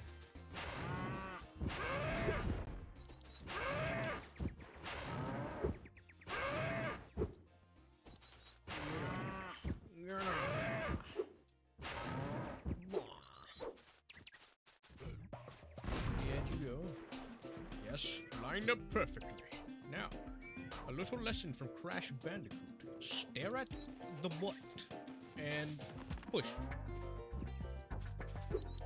Alright, now we just gotta do that again.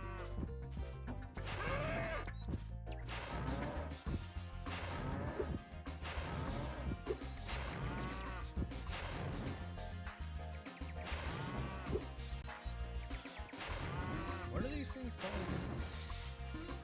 Like, I want to call them cow things, because it's literally just a cow and an elephant merged. Merge. The cow elephant merge. There we go. What Hello, Romeo. Don't worry. We will get Juliet back to you. Oh, Romeo!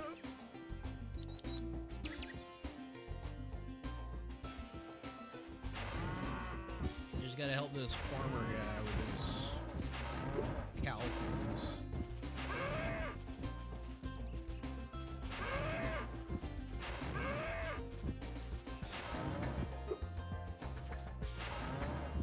You're up there.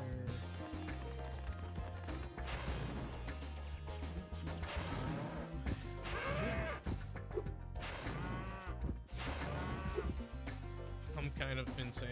Yeah, I know. It is quite the mission. We gotta get this guy's cow elephant things.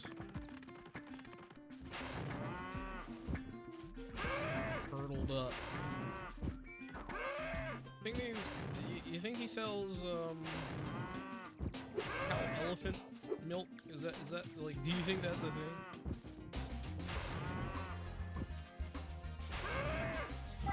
Alright, give me my orb. Well, Bo Peep. Forgot that was your name. Bo Peep. Alright, now I gotta help the professor.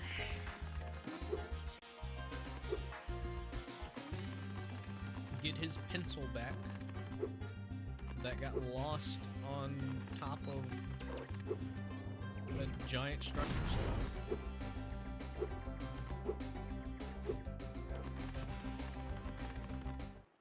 Spyro, my boy, I've got a magic bean. Oh, right. No. I'm thinking of another level. I'd imagine you would. This looks like a Wumpa fruit, even though it's not one. Alright, which one?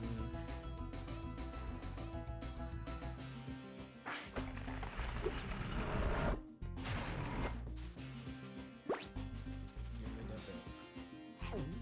This one. Going. Okay, yep, nope. Spyro! You're spinning it too far.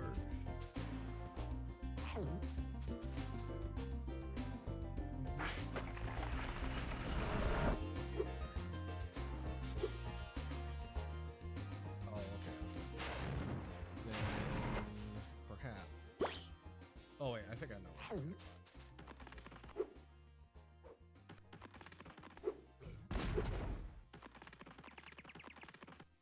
Get over here.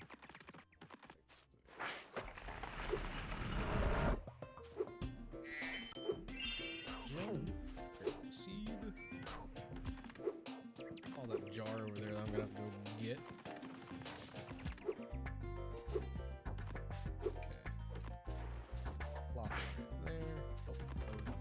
Spit it 20 foot away from where it needs to go.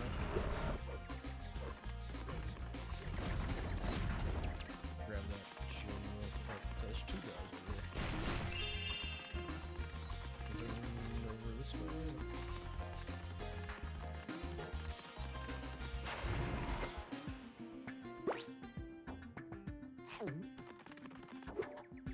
The way he gulps, it's like, are you swallowing it? Like, what's going on here? You should just place it in your mouth, between your teeth.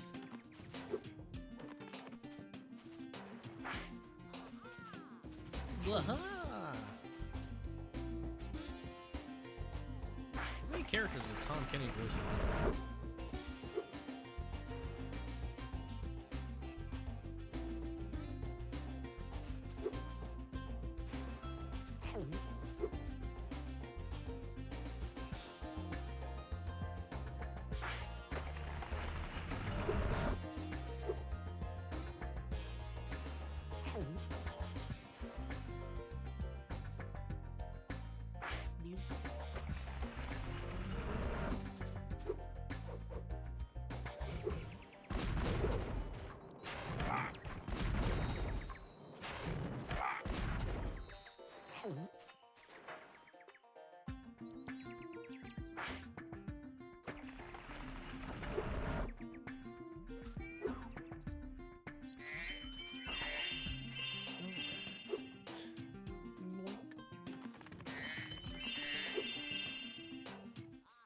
Well done, my...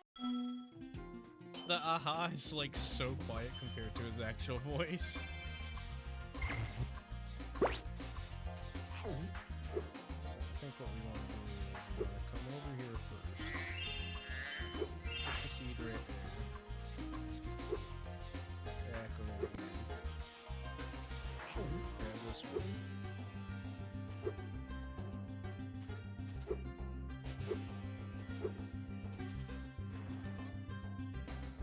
Pull up.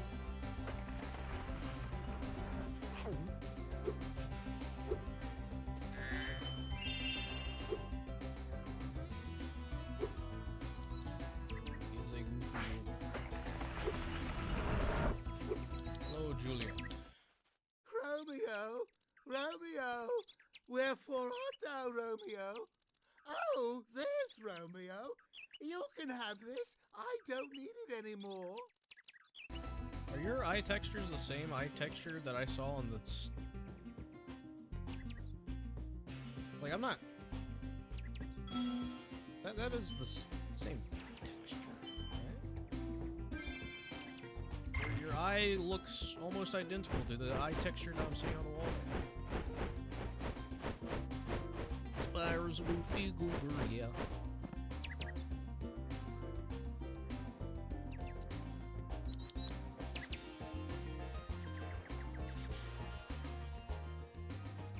Big ol' eyes.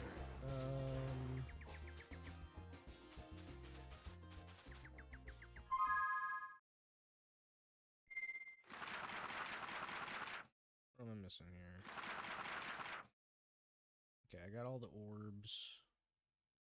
So I just gotta get the gems. Which requires me to go back.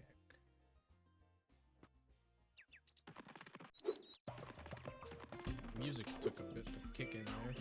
It had a lot of ambience for some reason. While doing the backtracking with the mystery pot real quick. It's so weird how this mechanic just pops up, and then after a few levels, they're like, "All right, yep, we're done."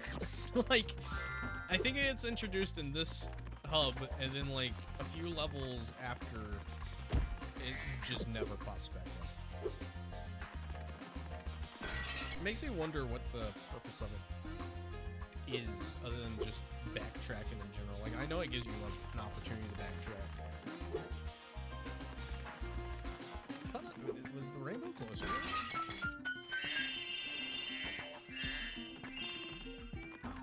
What's up, Saul? How's it going?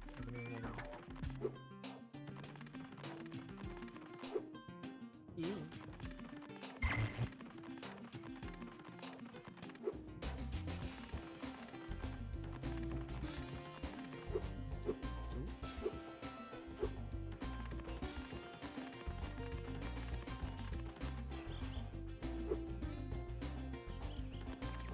We just gotta fight our way through the rest of this level.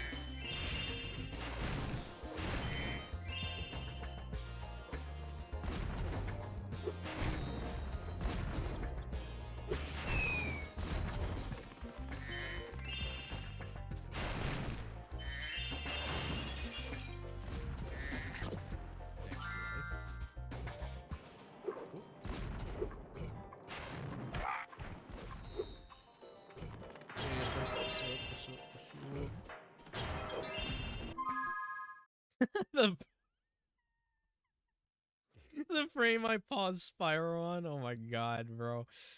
That's funny. That's really funny. Hold on. I just he's so fed up.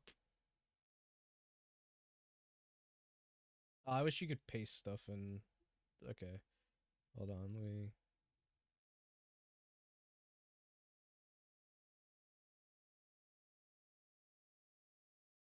Dang it. Here. He's just like, really? Really? Why is Tangle everywhere? Because she deserves to be everywhere.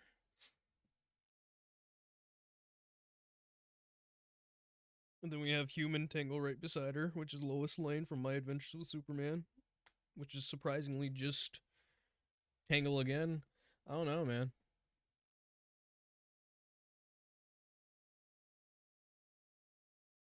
She's omnipresent.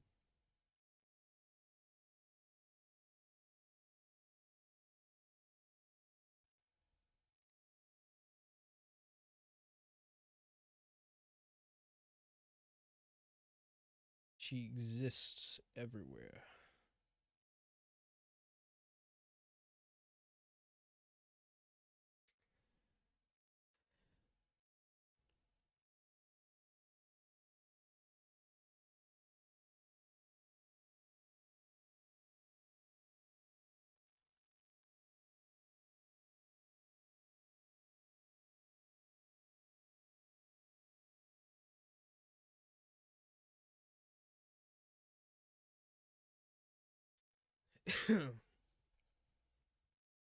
Because Whisper said that Crash is better than Spyro.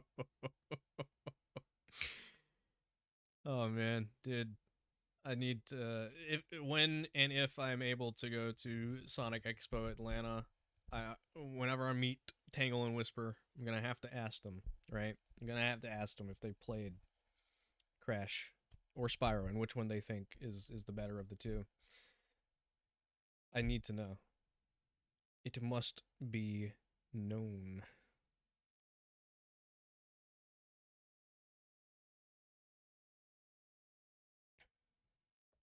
I will make it my willpower to literally make anything that's about Sonic not about Sonic. Like how when I met Roger at Too Many Games, and I literally was just there to meet him because he played, he plays Embryo and Crash 4. I was like, yep, I know you're Sonic, but you also are this guy.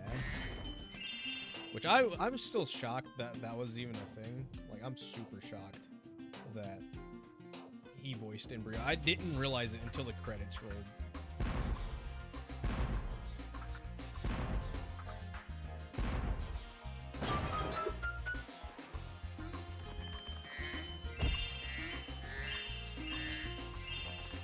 That was just one of those roles where Roger definitely has a lot of range. It really showcases his range.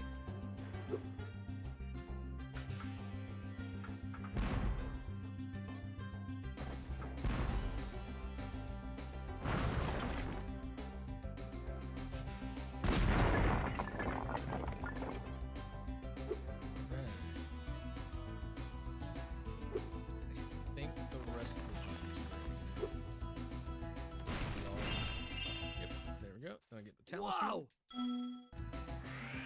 Wow!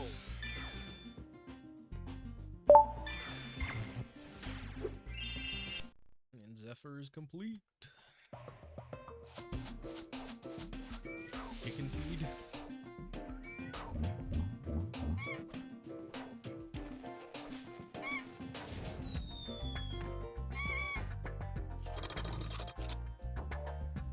Yeah.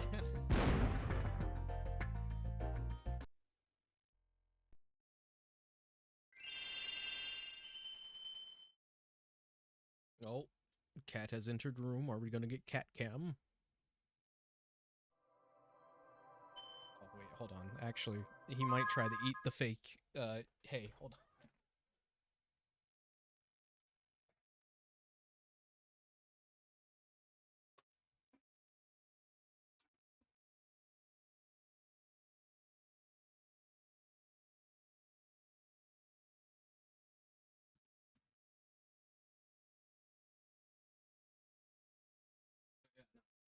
Just to show it again, in case anybody...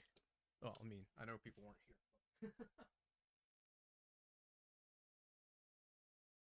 here. This is what Activision sent. Use the cat cam for a second. They sent me this awesome chest with a note letting me know I've been invited. And then gems. Moneybags ain't getting his greedy hands on this one.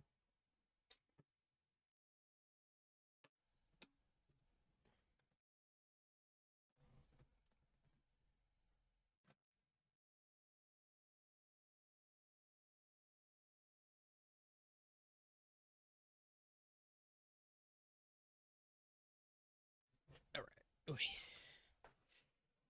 Nah, my cat is taking a leisure rest on my bed in front of the window, which is fine.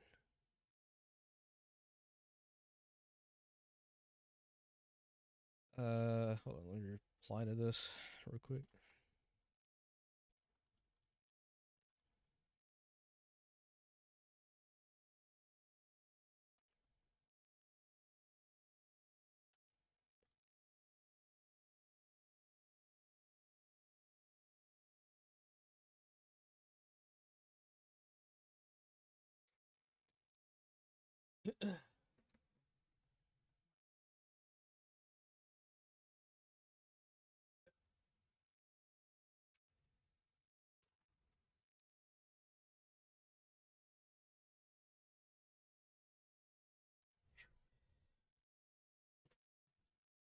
My poor eyes.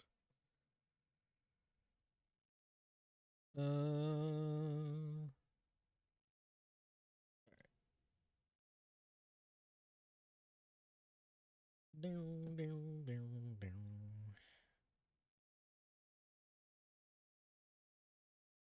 Alright, Zephyr. Could do the...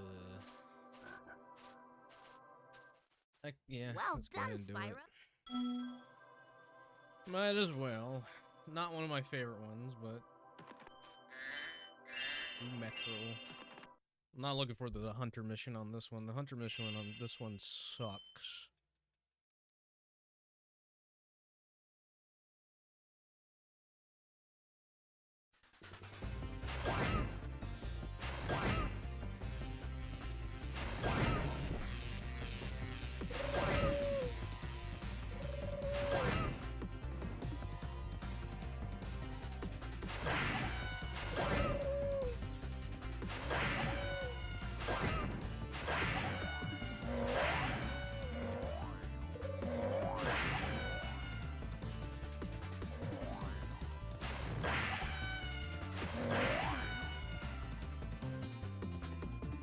Pigeon.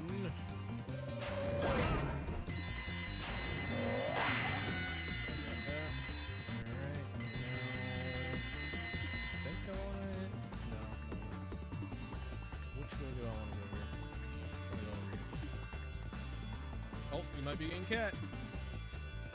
Cat cam activated.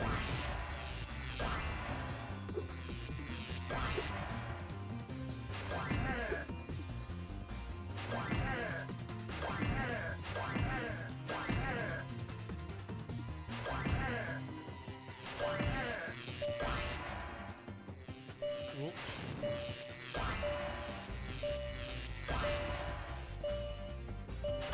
Clicked on the Steam machine prices and you're alive for some reason. I'm imagining that they're not that great.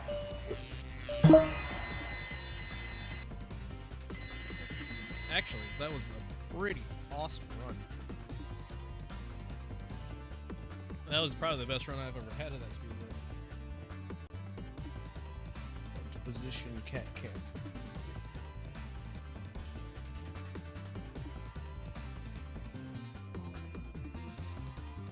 The cat camp.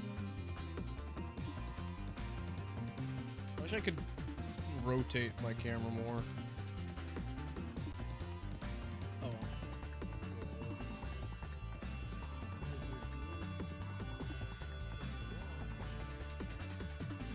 Move that from you so you don't try to eat it. Alright, where's... Oh, right, we gotta find the... Is it a leprechaun? He's a... Who is he? In a crevice somewhere. Leprechaun.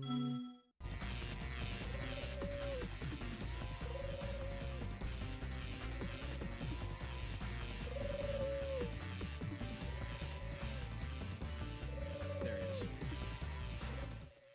We've been having... Oh, he's a mayor.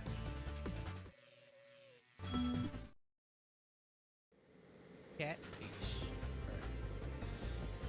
Now this mission sucks, just because of how Hunter is. Hunter in general just sucks.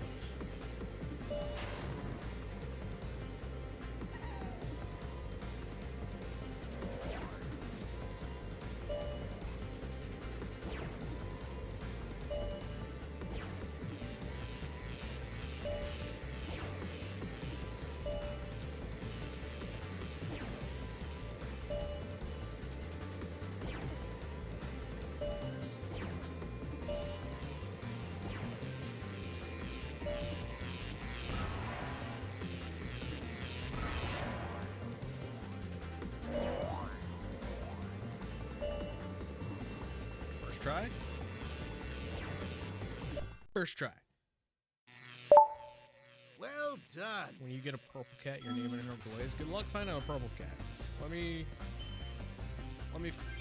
hear about how that goes.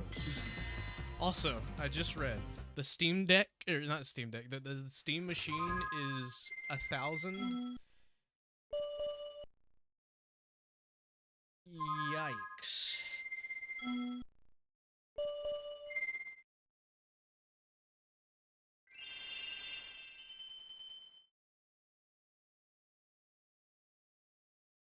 Yikes.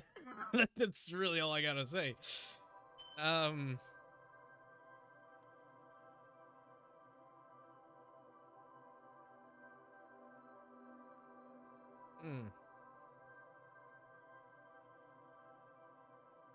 mean, I guess I shouldn't be too surprised because, again, of how hardware is going. But, yeah, I guess that's to be expected, huh?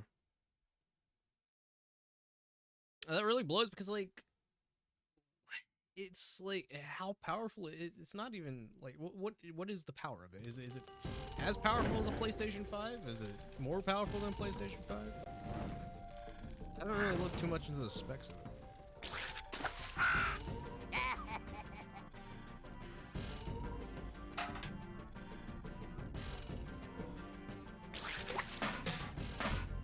Of King Deity to mimic everyone's reactions. You're gonna have to be more specific because I'm not really sure which image you're specifically talking about. I'm not like that big of a Kirby fan. Dylan might know, but he's not here.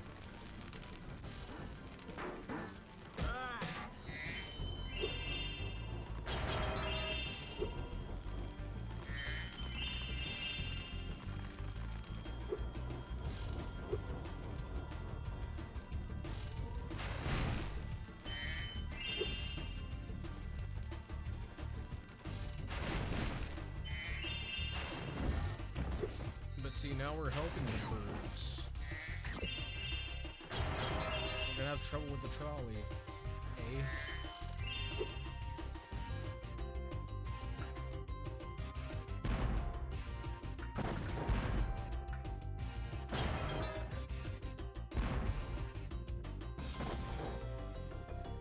What did they send me? Hold on.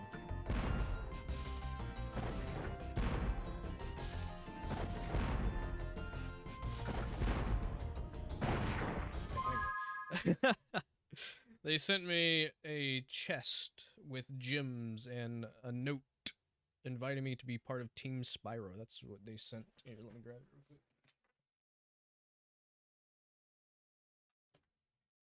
Can't put it at the cat cam anymore, but yeah. Do. Transition over here. Here's the chest.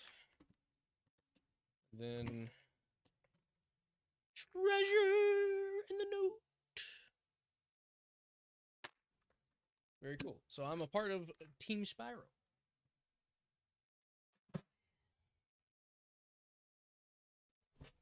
Which will allow me to do some pretty cool things and get the community involved with a lot of the stuff for a realm beyond. Also, why is my microphone so low?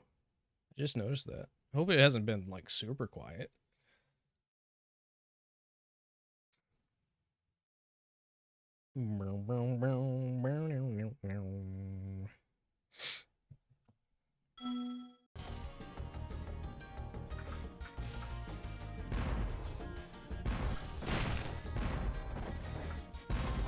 Did I get rid of the metalhead that was over there?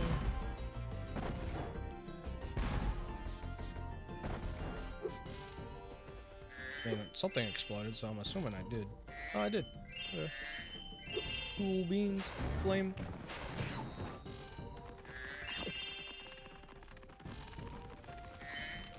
Whenever I'm saying flame, my brain immediately wants to say flame bird because I've been watching My Adventures with Superman recently. Jimmy Flamebird.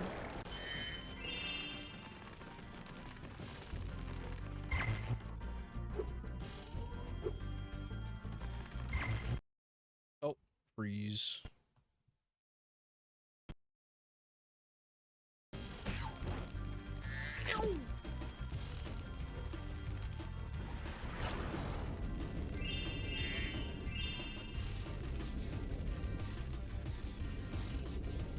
And swimming in this is just so satisfying. I don't know what it is. I hope swimming is in A Realm Beyond. I really do hope they bring swimming back.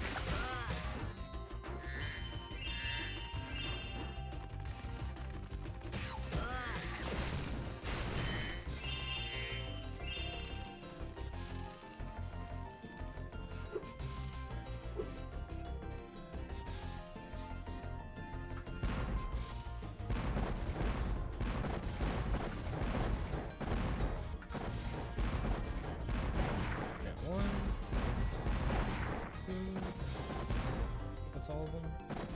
Oh, so close to getting that.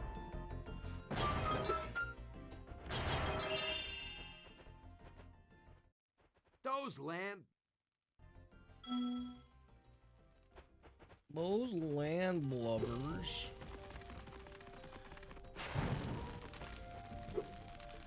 Alright, I think there's more. Yeah, there's more that way. Gonna backtrack so I can get those gems from the thing that I exploded. The container.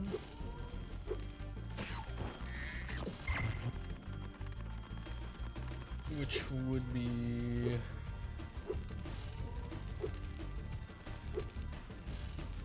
down here.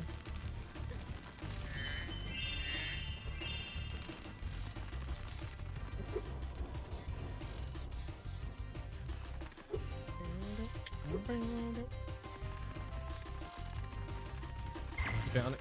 Awesome sauce. Definitely like the GameCube. Not for $1,000.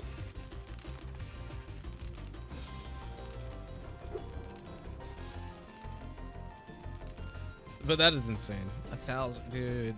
They've got to figure out something to do with this hardware stuff. This hardware issue, the memory, the storage, everything. Like, there's got to be something, man. Something has got to give. Universal. Oh shoot! Did it not? God.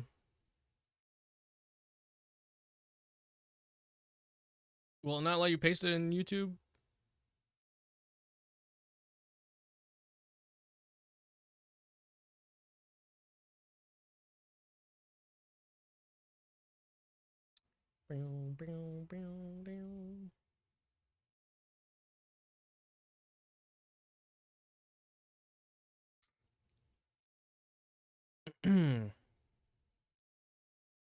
Is what generative AI?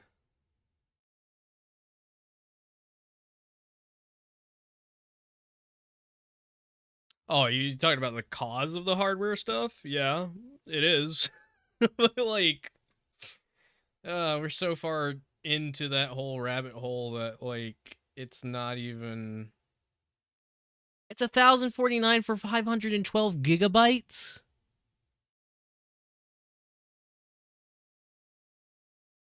You don't even get a terabyte? You have to pay almost $1,500 for a 2 terabyte with a controller? It doesn't even come with a controller? Doc, the future's heavy.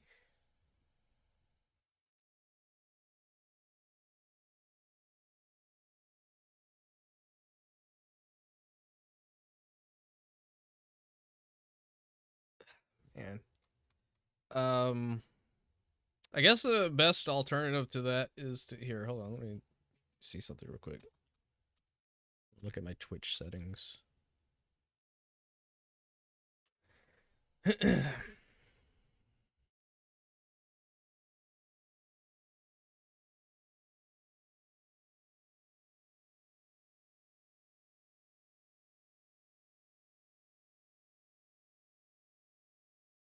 Alright. Try posting it now. In the Twitch chat.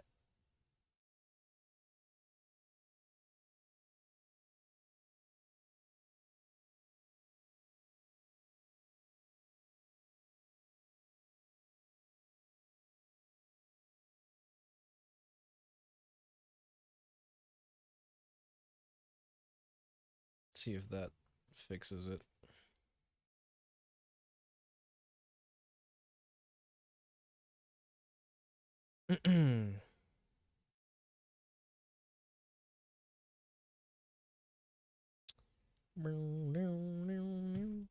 But yeah, no. Absolutely crazy.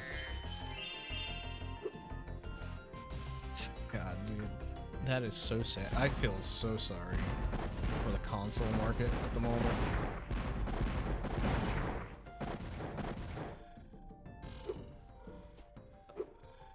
Forgot that these guys were over here.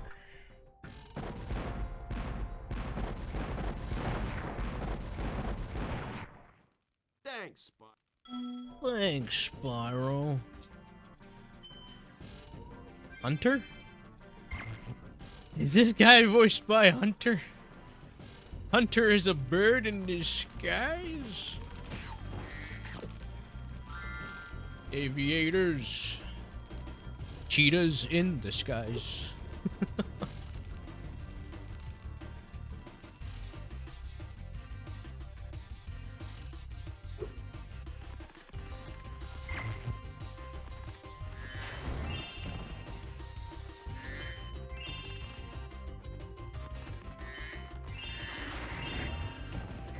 I mean, to be fair, I would also drink water from the hose.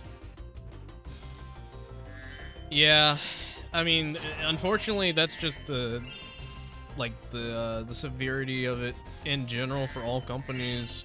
Anyone that's doing hardware is gonna unfortunately have to raise prices, because if they don't, they're gonna start calculating a loss for sales, and it's not gonna look good. Which really blows. But I mean, welcome to the future.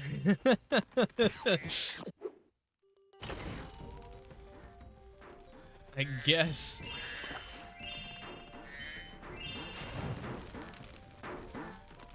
Could have had a good thing, but no.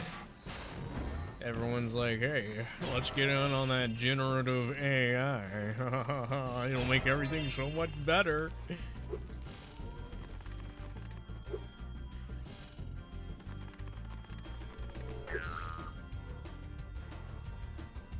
I don't think I've ever been thrown that far from that. Like, usually it'll just, like, maybe bump me into the wall over there, but I don't think I've ever seen it fling Spyro behind the conductor. How lucky for 50 gears. Trouble with the trolley, eh? Well, let's see if we have some trouble with this trolley.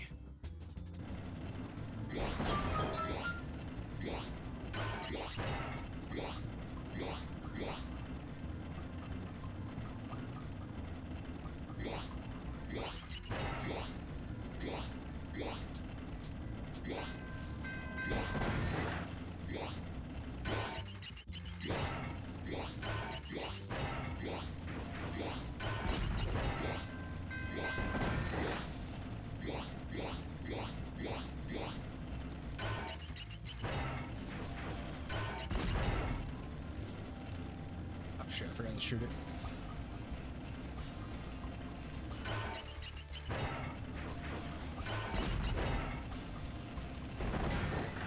Next go around. Round and round we go. When will we stop? No one knows.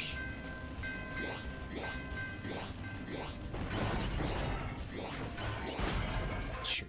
Trouble with the trolley, eh? You guys that? Trouble with the trolley? Yes. Indeed. Indeed, trouble with the trolley.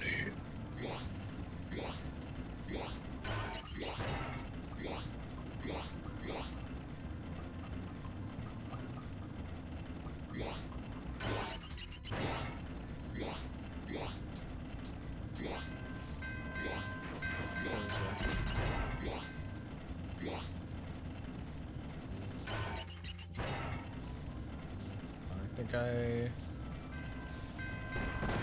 read that.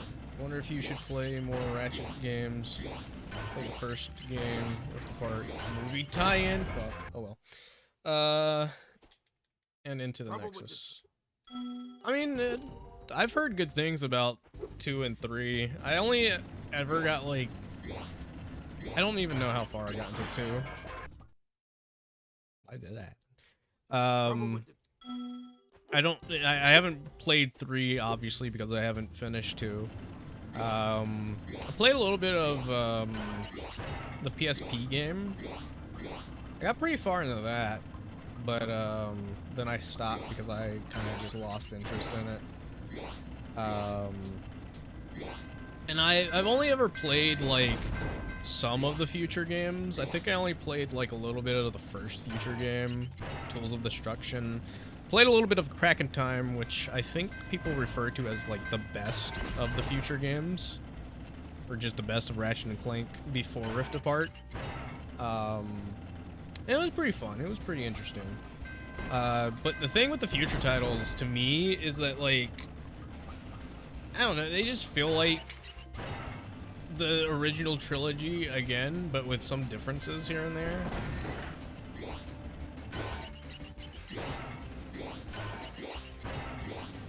I don't know, I really love Rift Apart though. Rift Apart is probably my favorite Ratchet game. So I'm very curious to see what else they're cooking up for that franchise.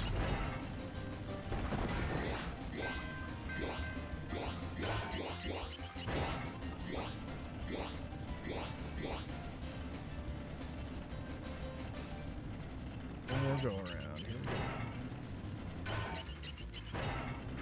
We got this.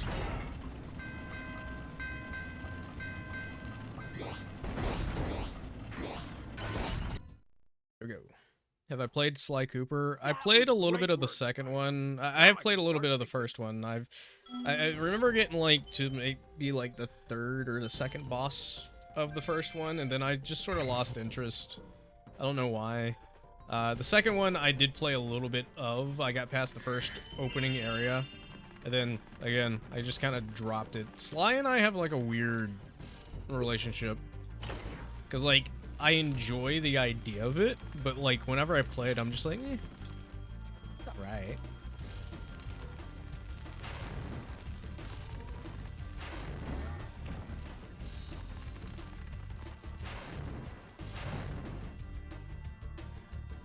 You would think I would like it more.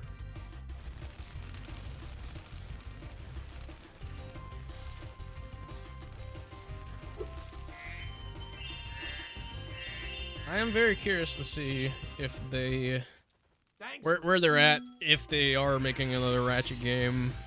Like, I don't mind the Marvel games, don't get me wrong, like, it's cool that they were able to make Spider-Man, Spider-Man 2, Miles Morales, and now Wolverine, but at the same time, I'm kind of just a little bit disappointed that they're now just more so the Marvel game studio. Like, I know that they have other projects in the works and whatnot, but it just sucks so much that Marvel is like the main priority. Which makes sense because it's obviously going to be a big seller for them, but like, I don't know, it sucks that it's like, okay, Ratchet and Clank, here you go. And then after Ratchet and Clank, Marvel games until the next Ratchet and Clank, and then after Ratchet and Clank again, more Marvel games.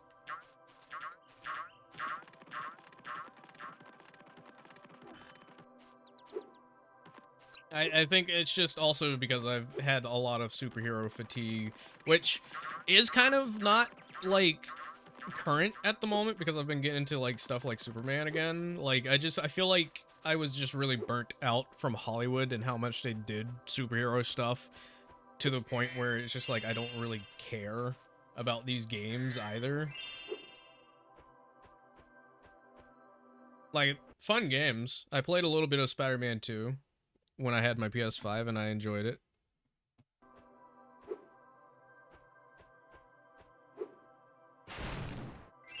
But I'm not, like, the biggest Marvel guy, so it just doesn't really have much of an interest to me. Honestly, the only superhero... growing up, I enjoyed Spider-Man a lot. And then after that, it was just mostly Batman, because I thought Batman had the, like... The villains in Batman are so interesting. I love all the different villains in Batman. Far From Home is peak comedy.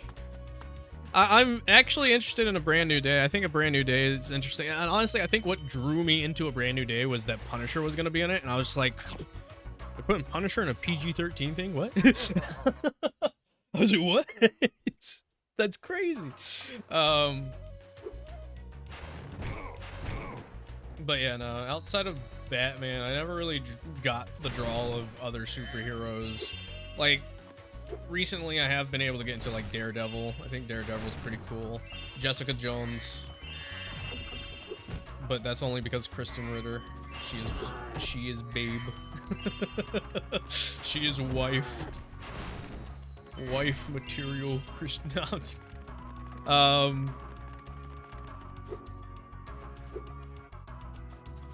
But yeah, no. And then, honestly, my adventures with Superman is probably the first time that I've actually gotten into Superman, like, realistically, because of how they approach it. Because every single time I saw Superman in something, it was more so like, oh yeah, here he is to save the day. Doesn't really have much of a human side to him. He's just super. He's indestructible. And then my adventures with sort of, like, taps more into his human side a lot. And I think I really like that. And I think that's what also was, like, a big draw for me for the new Superman movie as well. Like, I feel like the characterization of Superman in the new movie and my adventures with are kind of parallel in a sense. Like, there are differences, but, like, he seems more human. Which is just something that I definitely click with. I'm just like, yes! He's not just indestructible guy that comes in and saves the day, finally.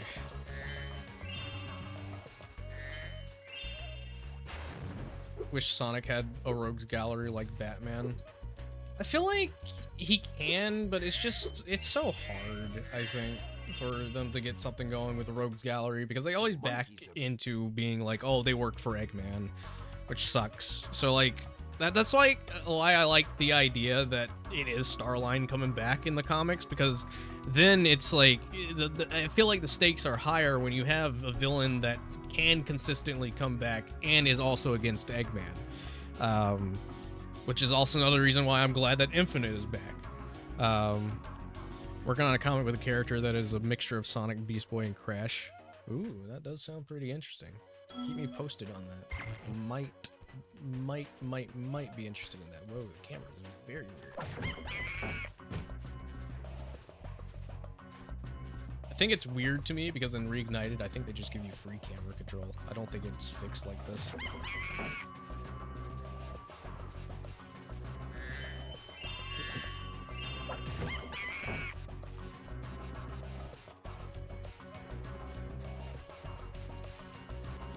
Hunter, I'm not gonna lie, this feels pretty weird. These guys are just chilling, and you're just like, yeah, let's take them back to the zoo. Like, I know they're throwing coconuts, and that's not very nice, but, like... Thanks for your help, Spyro. gonna say he's no. He's definitely, like, by definition, Starline is a monster. He's not a villain. He's a monster, right? Like, he is straight up just a monster. Cause like I mean, I'm sure Eggman would probably stoop to those levels too, but like, dude, Starline is something else, man. That is crazy. But I will say, I wanna thank Starline for existence so we can have one of the most insane moments with Eggman where he literally is just Kingpin from Spider-Man for a second. Like, he literally takes Starline by his leg and slams him into the ground repeatedly. It's, what? Whoa, Eggman, when could Eggman ever do this? What do you mean?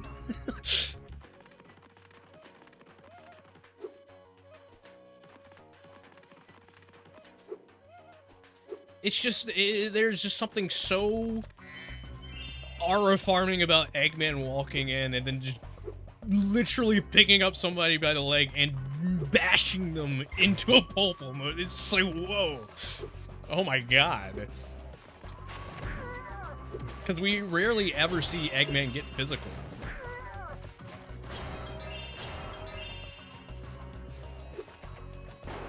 Oh yeah, no. Kingpin would... Lex Luthor wouldn't be around. Kingpin would make quick work of Lex.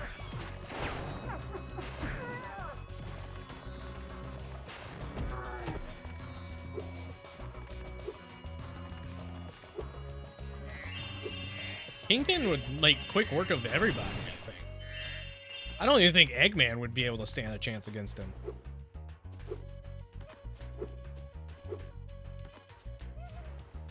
You pulled a gun on Tangle, what's your opinion?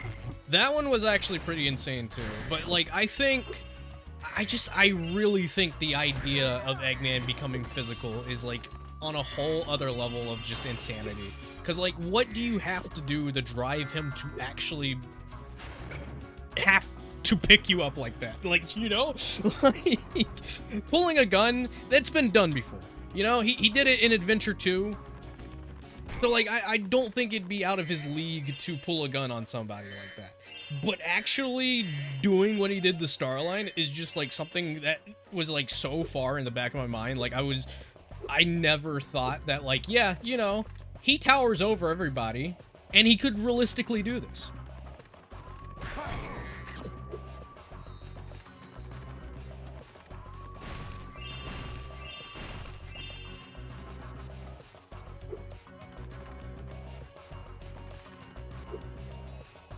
But fuck you for pulling a gun out on Tangle. How could you? That's dirty.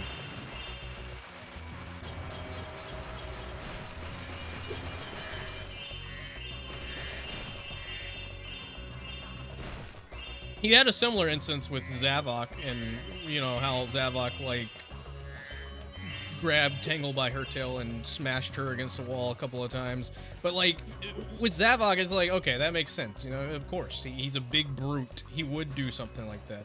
I just think it's shocking to see Eggman do that, just because you don't ever see it happen, and that's like the first time I think I've ever actually seen that happen with Eggman. You punch Sonic and Archie, you think? Which, I mean, again, I'd imagine that it's because Metal Virus was pretty much... I mean, that wasn't even Metal Virus. That was more of Imposter Syndrome. But still, like, it felt very Archie-fueled. Like, that type of Eggman is definitely Archie-fueled.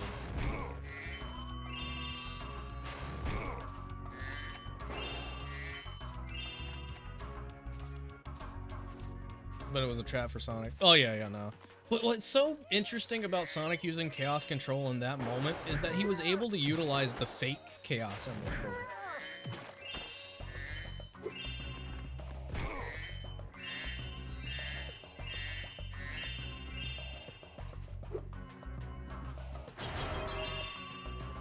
At least I'm pretty sure that was a fake emerald.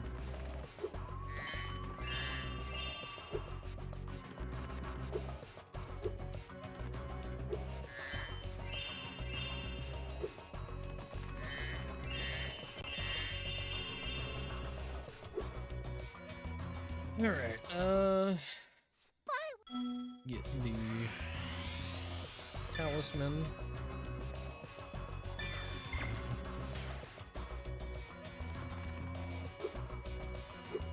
There are moments in IDW that are just like insane, and I wish that some of that would transfer over to the games in some way. Like, dude, IDW Eggman in the games would be insanity.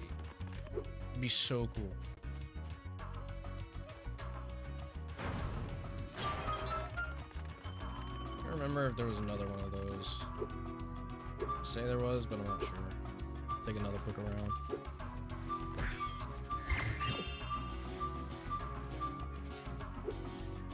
You say he's Eggman when he isn't locked in, he's robotic when he is locked in. That's a good way of looking at it, too. Okay, those were all the gems, nice. Yeah, no. I mean, like, God, I don't know. Dude, God, please. We need more characterization like that. I love when Eggman is super menacing. And just uncanny. Hey, Spyro.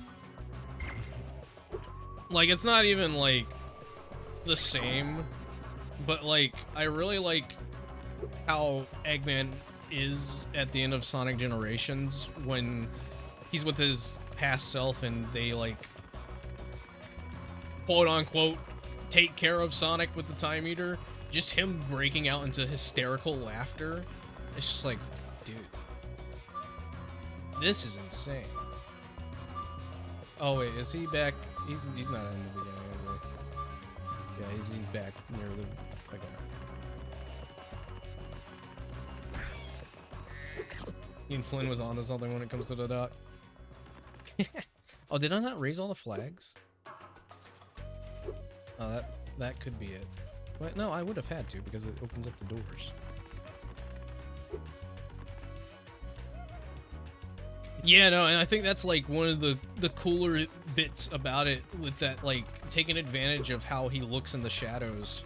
Like, that's when you know he's serious. Like, that's how you know you've fucked up.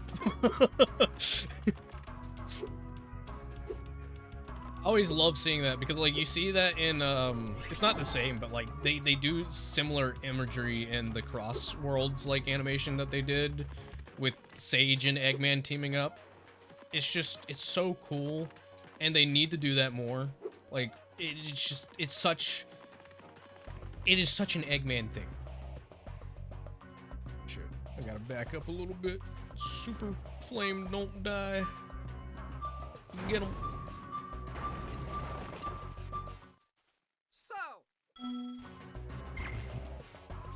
Oh yeah, no, Starline, I think anybody in that situation would be pretty scared. I mean, even, who was Eggman? I can't even remember who Eggman was. Was it Bell?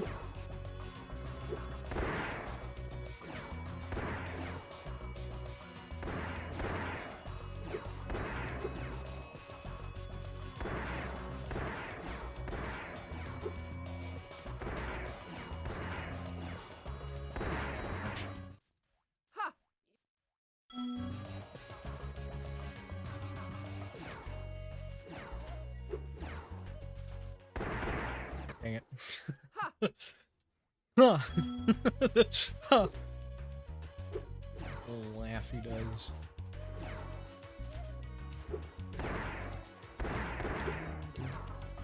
Whoa.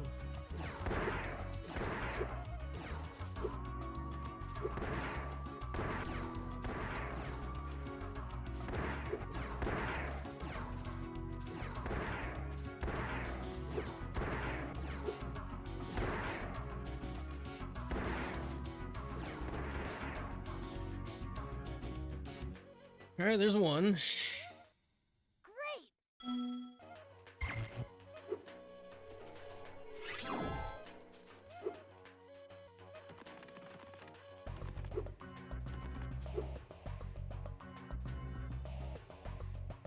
Hoping this gets me there quicker.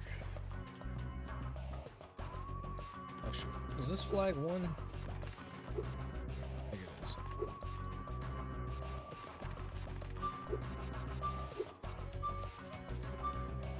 I do think I remember seeing something about that. I don't really mind it. I like it because, like, the thing about Eggman that I feel like was missing was, like, there wasn't really something that kept him grounded to being human. Like, obviously his character is, like, just someone who's hyped up on robotics and whatnot. Himself being a little robotic sometimes, too. So, like, having Sage there to be, like, a grounding thing, where it's just, like, making him really think about what he's doing at certain points, I think is a great thing to have.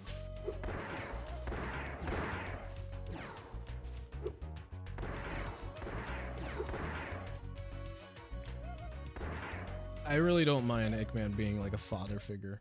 You're so... For some reason, Spyro returns in 2027. For the reason of the fan base's outcries. I'm just glad that Toys for Bob actually got the chance to make a new Spyro after Reignited, because I know that's something that they were wanting to do for a while, and it's awesome to see them come full circle. And now being able to make a new experience for Spyro.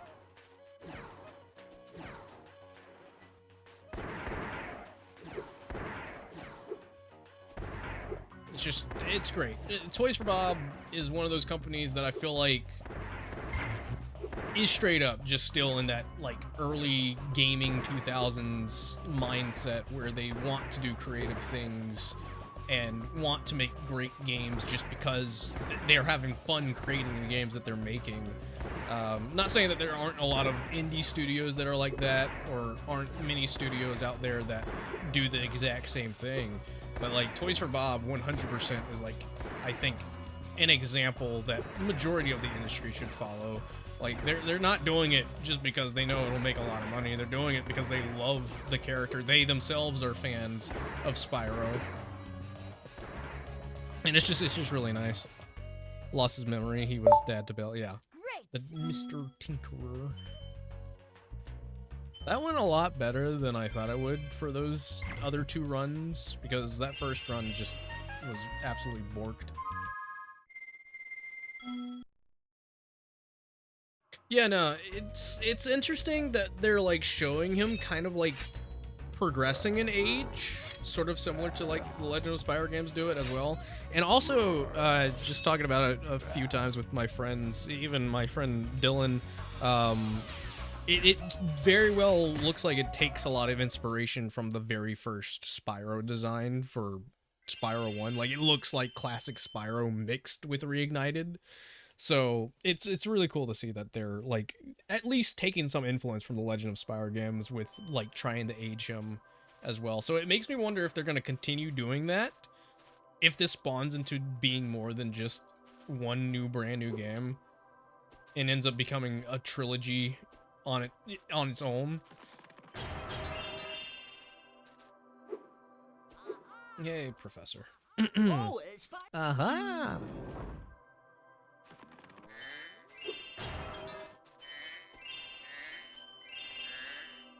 But that's also another thing that I really like. I wish they would have spent more time on it.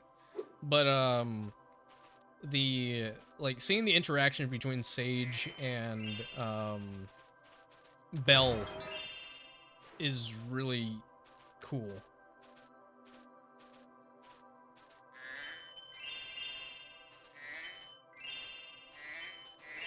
I hope they touch up more on it going forward. Let's see. Moneybags, you and your greed, it's gotta stop.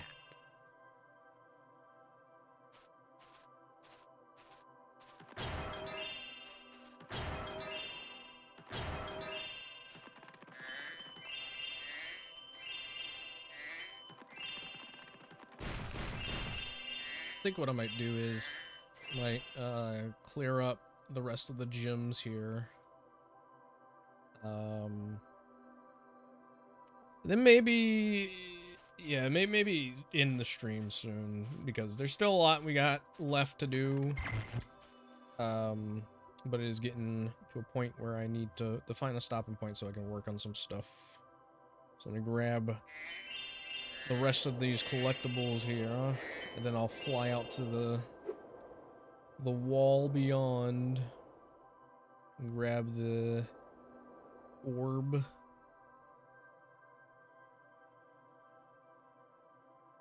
Bloop.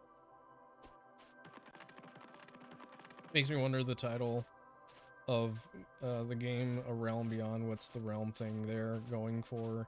It's a similar concept to like Crash 4 with the realms. I think it's just more so that it's based in a completely different world. Like, I think that's why Spyro isn't with Sparks, and I think that's gonna upset a lot of people, because I feel like with them stating that, you know, this is a brand new world and like we're gonna be introduced to new characters, we're probably not gonna see a lot of the old Spyro characters returning that much. Like, I'm sure Alora might make an appearance, Hunter might make an appearance, but like, I think because it is a new world altogether, we're not going to see a lot of returning characters, as I think a lot of people would hope. But again, we have yet to see whether or not Spyro is the only one traveling to this new realm, this new world.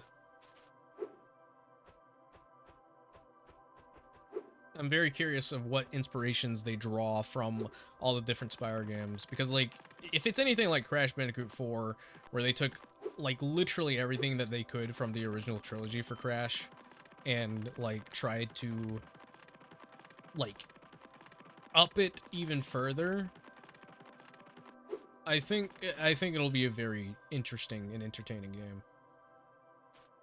I would like to see Ripto again too, but I know that this is like a completely new villain, so like I don't think we're gonna see Ripto, and if we do, maybe like a post credits thing or something, because like I think we could realistically see some returning villains come back. Do a Crash Twinsanity kind of thing where Ripto has to work with Spyro. I think that would be pretty fun.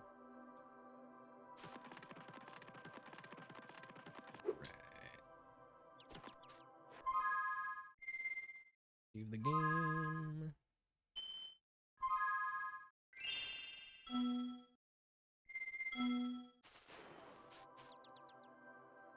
Ooh, yeah. All right, and yeah, I think I'll end it here. Good stream, good stream. Almost 3 hours. We got this. I'll try the stream tomorrow.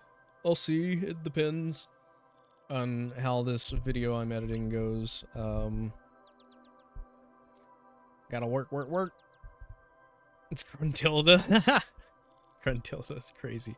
But thank you guys for being here. It's very awesome. Good chatting. Probably the best chatting stream I've had in a while. I know most streams I don't really talk all that much, but still pretty cool. Let me get the cat cam back.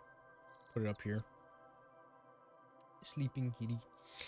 Again, huge thank you to Activision Toys for Bob for sending the invite to Team Spyro. I'm happy to be a part of it and can't wait to share more with you guys whenever I know more and I'm allowed to say more. But until next time, thank you so much for watching and take care.